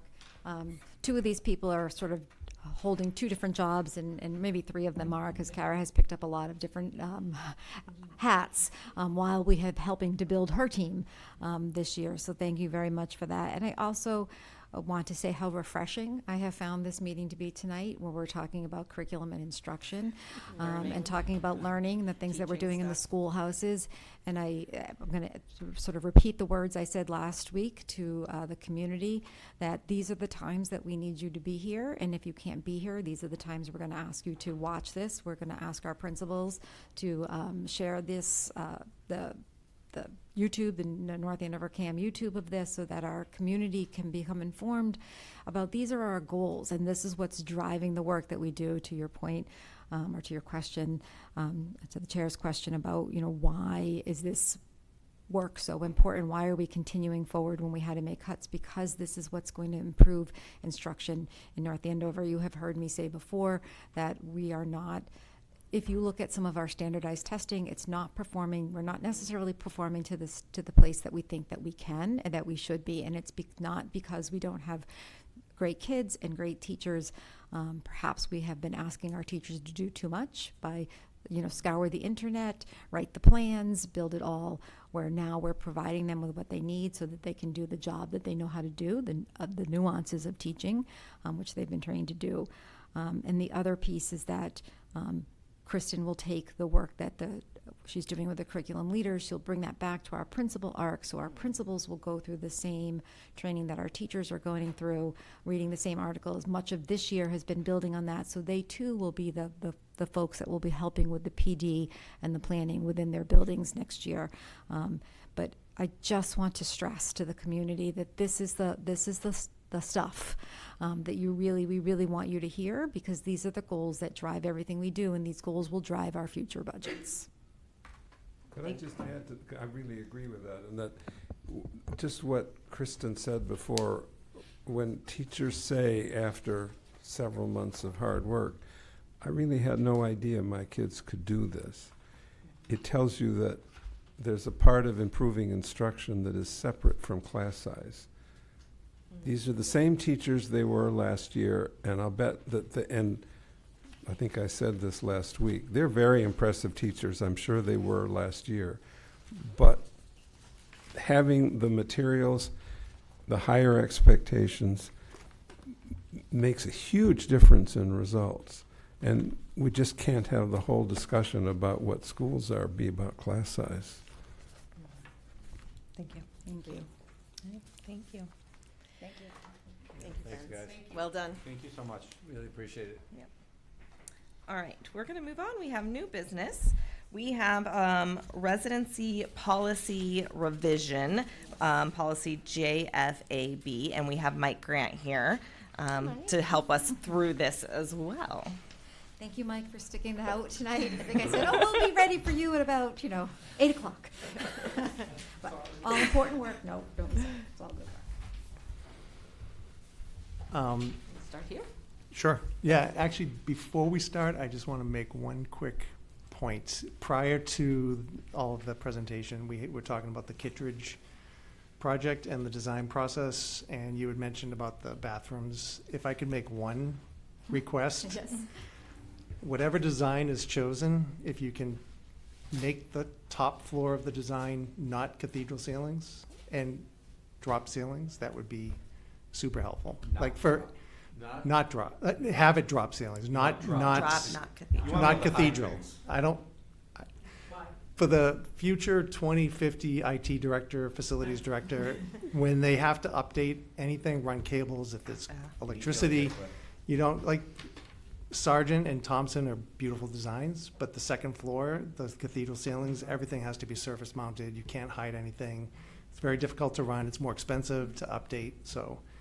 Because the floors are concrete, you can't run things under the floor, you can't run things through the ceiling, so. See, these ugly surface mount stuff. Yeah, I wrote it down. I'll bring it. Yeah, just, that would be my only, and it's not gonna impact me, but whoever's gonna be in this job in 25 years, hopefully they appreciate it. Yeah, okay. So we're here, I'm here to talk about the residency verification process, and it's really more a reaffirmation or reiteration of the existing school committee policy on registering students and verifying address. So the purpose is to ensure accurate student records. So we need to make sure that we have the correct address and information on students, and so that we can verify their residency as well as which school that those children should be going to. And when this happens, so the current policy also says that it will happen when students move from one building to another building. So if they're going from elementary school to the middle school to high school, families need to re-verify their existing resident documentation. And also, when families move during the school year, they move from one house in North Andover to another house in North Andover, they need to provide the updated information along with the same documentation that they had to provide when they registered initially. So if they move from one building to another, one house, they can have to provide that address along with their documents, the mortgage, the bills, things like that. And also along the way, when we get information, like if something gets mailed home and it may get kicked back to us that they no longer live there, we can also request updated information. So that happens from time to time. And the way we will be doing that is using PowerSchool. And this is really kind of the slight change or tweak to the policy, is just adding the process. Like how are we going to do this? So PowerSchool has in our registration program, we can create another form that's just for like a re-verification of residency. And we can send it out to families, and then they can do it all online. They can use their laptop, they can use a mobile phone. We do highly recommend Chrome, the Chrome browser, to do this. It is more compatible with the software, so that would make it easier to do.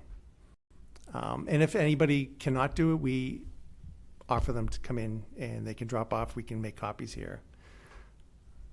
So, and actually, this, to go back, this is all for next school year. So we won't be implementing this until probably the spring of 2026.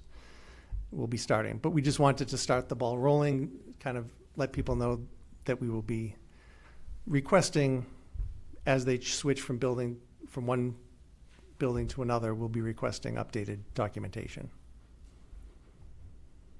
The current policy has 3 pieces that they need. They need to provide a photo ID of the parent or guardian, and it's required for any new student enrollment or to file a change of address, and that's in the school committee policy. Evidence of residency must be submitted, which would be an affidavit of residency, which is actually on the Power School form itself online. They can just digitally sign that and affirm that that's where they live. But they also need to provide documentation proving that. And then the third piece is evidence of occupancy, which would be like a electric bill, a utility bill, things like that. So they need to provide 2 copies of that, and it's in the original school committee documentation. So those are the 3 key areas. And this is actually back to the beginning, correct? Is this the last page? Last one. I think you talked about it already. Yes. So I just want to point out, you have the current file policy JFAB in your packet, and you'll see in 2, verification of residency, what we'd like to add is in red. So flip over, go back one more page. Yep, start on page 1. There you go. And so currently, we just have our students, we just have families prove residency when they initially enroll. And so what we're adding to the policy is when students transition to a new school. So like kindergarten to elementary, elementary to middle school to high school. So that will be that's new in the policy. Every time you transition from one to a new school, you have to reestablish residency, which is what Mike just talked about with the Power School. And then the residency verification process is all in red here, is what Mike just talked about, how it will be through Power School. We're proposing that this starts next spring. We're too late at the time right now to ask our 5th to 6th and our 8th to 9th, and we don't have enough resources, like human resources, in order to do that. What we will do this summer is we do have some residencies cases that have come forward to us. I think when Mike was talking about any time we suspect, or if there's some evidence to say that you may not be living there. So we do have some of those that have come forward. So we'll be spending the summer verifying, checking all of the ones that have currently been brought forward to us in terms of maybe a change. And some of it is just a family moves. They move within town, but they don't tell anybody, and that can trigger something for us. So we will be trying to clean up some of those things. And just to clarify, this is until spring of 2026. So this is not going to be like Kittredge students moving buildings, having to, because Yes, I'm spring sure of that's going to make them up. 2026. Yes. Yes, Okay. and not about the Kittredge students moving. There's no re-register. We actually had a call today. Somebody asked, do I have to re-register my child? And we said, no, all of that has already been taken place in terms of we anticipated this. This was a move that we did. But but moving forward, we always move our kids from 5th grade, from the elementary schools to the middle school, but it's just as a good time to reestablish residency because sometimes things change, families don't update certain things, and it's just a way. I think we heard many times during public comment this year that some of the public has expressed concern that we may not be closely monitoring residency and have asked us to do that. Quick question. Yep. So if somebody needs to scan their document, they can do it with their phone. Yes, the app on the phone will allow them to take a picture of a document and upload it to Okay. the, yep. It looks very similar, but just I remember from doing it for my daughter when I was a kid. It looks like the same type, same process, Just same moving it through paperwork. Power School. You gotta find your paperwork again, but it's all the same things. Yep. So I know you're not gonna be able to start this until this spring, but typically this would happen when we're moving from when kids are moving school to school, but once we're underway, would this happen during the summer typically? Because I'm just wondering, this, for example, someone, not for this year, let's say next year, someone's moving from one of the elementary schools to the middle school and they don't pass the residency. We'll start it early next year. So Okay. I'm thinking, Mike and I will talk about it. He'll think about when he wants to roll it out. We'll remind people that we're starting the residency per the policy, reproof of residency, and that gives us opportunity to then check the ones that aren't working, and then we'll figure out, what the issue is and deal with it. Yeah, because I'm just looking at why I was keen on was looking at the penalty, right? So there's a remit full restitution, so there's a monetary issue, but then there's also termination of enrollment. So I'm just trying to think if the student's not supposed to be here, then they're not supposed to be here, but still just, the last thing anyone wants to do is disrupt a child's educational experience and have to have them leave during the year. If we find in December, that they shouldn't be enrolled here, well, having them leave, that's hard, right? So I'm just trying to think of syncing this up as much as possible. Yeah, You I know, think, at a I time. think it's case by case, but I think December is tricky. There are some districts that set policy, and surely something that you can talk about as a school committee at some point if you want to, that set policy in terms of, if you move by a certain date within the district, but you move to like another school, you could still stay at your school. If you moved at a certain time, you would have to move to the new school. Some districts have a policy that if you move out of our district, but let's say from at the end of April, you can appeal to the superintendent to be able to stay for May and June, but following school year, you must enroll in your new district, sometimes when it's a short amount of months. That makes sense. We don't have that policy for anybody listening who may have questioned why we have not been able to keep some people in district. But we do, anybody can always appeal to the superintendent and ask for why they might think that they should be able to stay.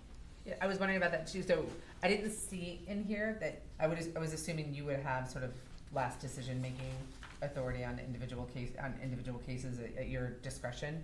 Is that in here somewhere? And I missed that, but I don't see where you're the final decision maker. I think it's, on these things. should the superintendent determine, I think it's an enforcement, maybe.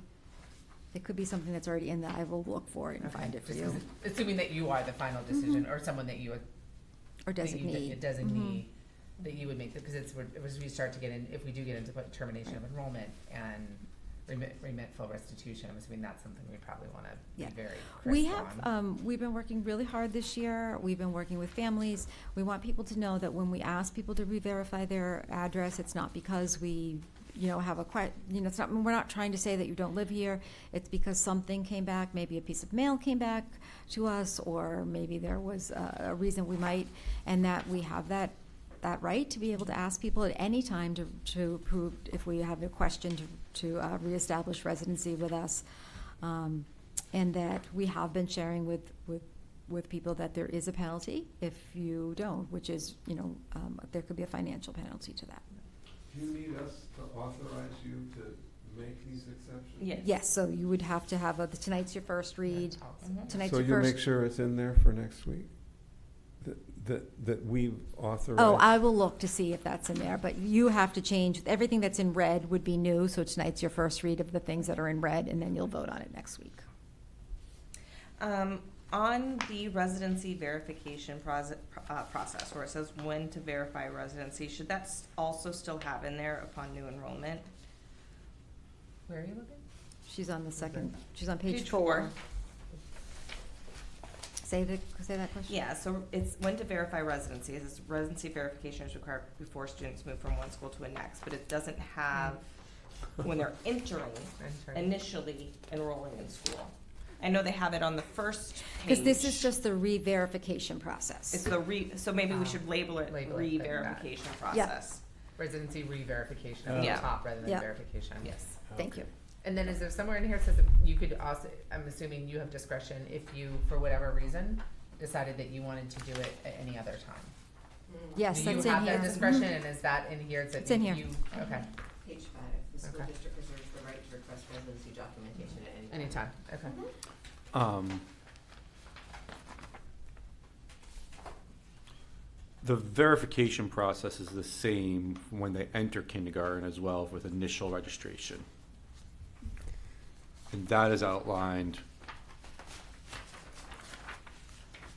in the verification of residency in the first part of the policy. Correct. So the red part is just the re-verification. Correct. Got it. Question, because I just went through this when I enrolled my kindergartner.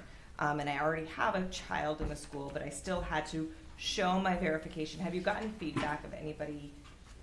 Do we need to clarify anything on that, that even though you already have a child in the school, you will still have to run a new enrollment verify? We've just explained that to families, and usually they understand that you just have to re-enroll that, you have to verify that new child. I think it's tricky with families too. My own family, right? We're a blended family and household and thing, and the whole, like, each child's a special, it's a different case, right? Like, I get, you know, it'd be nice if we do them all at once, but all my kids are special. I've had to do the thing, I lived in one part of the Atkinson district, and then when we registered, and then we moved to another part of the Atkinson district, and I had to re-verify too to get my address changed. It's really helpful. I mean, And I that's, we forgot want to until- have that information. That's how we access families, right? That's how we get information out to people in terms of addresses. If there's an emergency situation, if someone hasn't, updated their telephone number, that can be really scary. So we're just trying to clean up some of our policies. Okay. So if committee members have any questions, any clarifications, want to maybe discuss adding things, you want them to send them to Michelle? That would be great. Okay. All right. Can I just verbalize one? Instead of just saying IE kindergarten to elementary, I think it might be better to say kindergarten to elementary, elementary to middle to high. I wrote that note on my own. All right. Any other questions for Mr. Grant? Will we send him home? Thank you, Mike. Run. Thank you, Mike. Thank you. You're welcome. Thank you, Mr. Grant. All right, superintendent evaluation, I think Michelle had sent out the form for that. Yes. So that's exciting. Do you want to? I'll just give you a couple things, just really briefly. Michelle sent out a Google form to you. That Google form is for you to rate individually, to do your own individual rating. So something that you might need for that is some evidence of some of those goals. So, Kristen, can you go to yeah. So I am working on this, which is my goal, or the goal we had. And then after the goals, you'll see the standards, the Department of Education standards. So my goal is to get this to you by the end of the day tomorrow, so that you will have this while you're filling out that Google form. Will this also be linked somewhere, so like as a public document?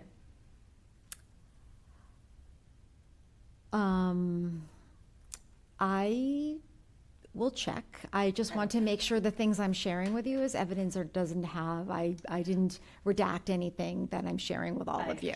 The reason I ask is because usually, in the past, we've gone through it through the meeting, and it's something that the public sees and is able to follow along with.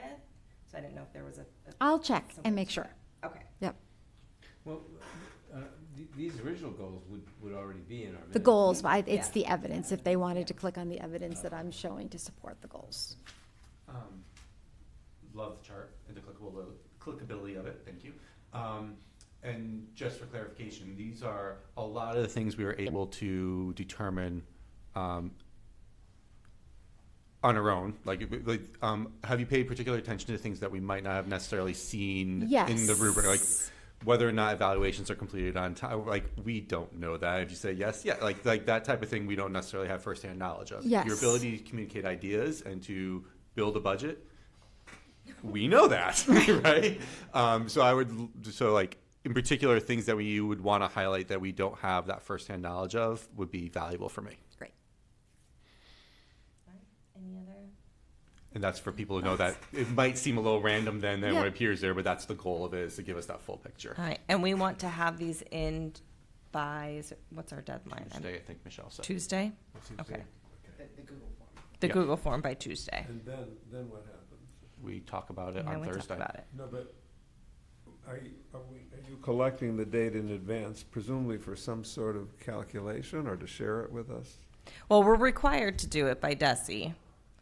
That's, we annually do a superintendent evaluation. No, I understand, but. And then we will discuss all the results in our meeting next week. Google form. But does DESI require that we do the forms individually and submit them to you? Mhm. And do you do any crunching of what we said and then share Michelle it has, with in the us? past has Mm-hmm. is that the right word? Consolidated it into a readable form in which we And can then all she go also over would the include responses. we do numbers there, and she'll give us like the chart of how many said 3 versus 4 versus 2, whatever it might be. Okay, So we that's can- what I was getting at. And then we can Thank do you. that together. We talk about it together. Could you, sorry, Ms. Anna, can you go back? I just want to look at we only saw the top of it. Can you just scroll, just in case something grabs my, okay. See, then when it starts here, you get into the standards from Department of Education. Okay. That's the rubric. We just So that's, posted on the left. okay, that's what the rest of that is. Mhm. Okay, got it. And you're gonna, so how are we gonna get this? We're gonna get an invitation to edit a Google document? Is that? You already got it. received the invitation to edit a Google form. That's your individual evaluation. And this, Michelle's going to email to you that you can Use as review evidence. as evidence. Oh, okay, got it. So what Thank is you. the reference to the hill? That puzzles me. I understand what they are, but I'm not sure. Is this evidence? Is that? And the evidence is? Created in relationship to a multi-tiered system of support. The work that we've been doing with Hill is directly moves towards the goal of creating a multi-tiered system of support. No, knowing the group, that makes a lot of sense. But are these like data they collect? Or the blue things mean that we The can blue click on things it are and there's something I'd something like to you to read? click on and read. That shows that she has done that, achieved that goal. Oh, Things that that's have been fine. implemented in the district, things that have, yeah. I have what I need, thanks. This is the first time Ms. Cormier and Mr. Moskovich Yeah. are doing this. Yes. Yes. Actually did something a little similar though. We did. When we went through the rubric when- together, yes. Yeah, Yeah. yeah, and well, it went individually. Yes. We went through it, so. And Michelle can answer any questions as you're going through that Google form. If you come across something, or if you're going through this and need some clarification, please reach out. Just remember to have those in end of day Tuesday. Thank you. All right, appointment of a school physician. This is an annual appointment that the school committee makes. This is our first read, and if I understand correctly, we will also have Cheryl Barzak here next week, who can talk a little bit more about it before our second read and vote. But we do have to appoint a school physician, and we do have an annual cost of that. Do we want to add anything to that? Dr. Chan has been our school physician for quite some time. He's wonderful. He works with the nurses. Cheryl Barzak's director of nursing. She'll be here next week if you have any specific questions, or if there's something you want to send to Michelle, or if there's something you want to ask me now that I might be able to answer. And next week, Cheryl will also give you just a general update on nursing and health-related activities from this school year. And the physician, we need to have, policy obviously, but practically it's so that medications can be Medication administered. does the orders, yep. Thank you. Yes. Is he also available if nurses have questions that they can't answer? Yes, so Cheryl Yeah. can communicate with him, and he also provides PD. I was here in the beginning of the year when he came and did some work with our nurses. Yeah, I'm our representative to the Health Advisory Committee, and he has appeared at that several times to answer questions they have. He's involved. Yeah. A question on this though, is that rate the same as it's been for a while, or is there any? We increase? raised that last year? Was that last I year we think it raised was, it? oh, was it 2 years ago? We raised it in the past, since I've been on here. Since Okay. I've been on here. Yeah. But this is But the you've same been as on. last year, But it had not been raised in a long time, right? many years before that. So so this is a newer rate, but it is Not new this year. not new this year. Check to see if this is an update from last year. I want to say it was 2 years ago. Yeah, I feel like I remember doing that, but Yeah. I just can't remember what the number was last year. It's Yeah. just- We just more just kind of thinking ahead, like when's it gonna go up again? Yeah, I think that was the first increase in many, So many, we probably many. think, like, how years. typically does this update a little bit every year? I mean, what happens, or is it a few years just we're planning for it? For what it's worth, nursing was under me in other districts, and I had to secure a school physician. Good rate? And this is much less. This is a good rate. It's a very good rate. Yeah. We love it. For us. For anyone. Yes, for Don't us. say that out loud, Doctor. For us. Correct. Okay. All right. Going on to continued business, we have our school committee Hall of Fame nominations. Madam Chair, I would like to make a motion to, how do I want to word this? To accept Mr. Bert Noyes and Mrs. Janet Gaffney into the North Andover Hall of Fame. I second. I'm sorry. Do you want to say that again? I got make a lost in motion the- to accept Mr. Bert Noyes and Mrs. Janet Gaffney into the Educator Hall of Fame. Ah, of course. Okay, sure. Can we I discuss? seconded. Yep, Yeah, let's but- discuss. Oh, we had a second, okay. Miss Ando, Yes. is there anything you would like to say? Oh, that's awesome. No, I'm just thrilled for Mr. Noyes and Janet Gaffney, who, for people, if you don't know yet, is my mother. And so, exactly. Ms. Cormier did not know. Exactly. And so I can now say I was raised by a Educator Hall of Fame inductee. And so thrilled. She dedicated 34 years, 35 years to the district. And so as a kindergarten teacher. And so thank you. Thank you. And she was thrilled. The committee called to tell her of her nomination, and it probably made her week. So I really appreciate it. Yes. And so, yep, that's my mom. Even more than just getting a call from me. Right. Exactly. And fun fact, Mr. Hicks and my mom were in my SEI endorsement class together. Like I was their teacher together, which was really amusing. Mm-hmm. Oh, your mom was your student? My mom was my student. Yes. And so I taught the SEI endorsement course, and my mother called me and said, I'm going to be in your class. And I said, no, Mom, I don't think you can be in my class. And she's like, nope, I already called the state, and they said, because so everybody needs the endorsement, that yes, that you could have your own mother in your class. And so Mr. Hicks and my mom, that's where I met Mr. Hicks, but Mr. Hicks and my mom were in my class. You were at Oliver, we both worked in Lawrence, and Right. that was the course I was able to get into, thankfully. Yes. I did not get to know Mr. Bert Noyes, but I do know Mrs. Gaffney, and through that, and the thing that demonstrated to me the most was in her commitment to kids and learning and being a phenomenal teacher was that so late in her career, because this is only I started in Lawrence in 2015, so this is 2016, I think, or so, 2017, was that that late in her career, just 3 years before retirement, was making sure she was still fulfilling her, not just her professional obligations, but doing so with such vigor and importance, because that's what was best for kids, and like that, just to not be done learning yourself as a teacher until the end, just impressed me that if that's the end of somebody's career, then what an amazing career existed beforehand. Just that dedication to being the best you can be for everybody. Thank you. But we heard wonderful things about both the nominees. We broke protocol a little this year by moving forward two. We are allowed to do that. We typically only did one, but we thought it was important to do both. But they have met the minimum requirements and are outstanding for all the things that they have brought to North Andover. I think between them, did your mom do 35 years? So between them, 70 years of amazingness in this district. If I could interject, so both Kristen and I were part of North Andover High School with Mr. Noyes, and he is, because, he was then and continues to be a kind person who you could always count on to give you a smile and be supportive. And so he was sort of a staple and somebody that you counted on seeing in the hallways, and so. So you were students of his? Both of you, wow.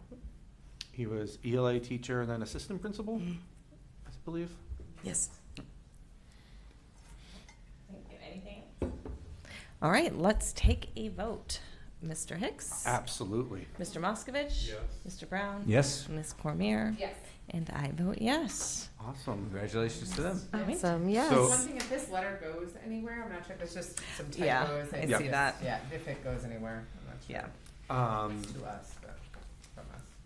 What happens now is they will be officially inducted. The ceremony will happen October 25th, it's a Wednesday night, last Wednesday, October 29th, I think it is, our annual Celebrate Teacher Night. They'll be officially inducted then, and then they will both be invited to give remarks at next August's opening day ceremonies.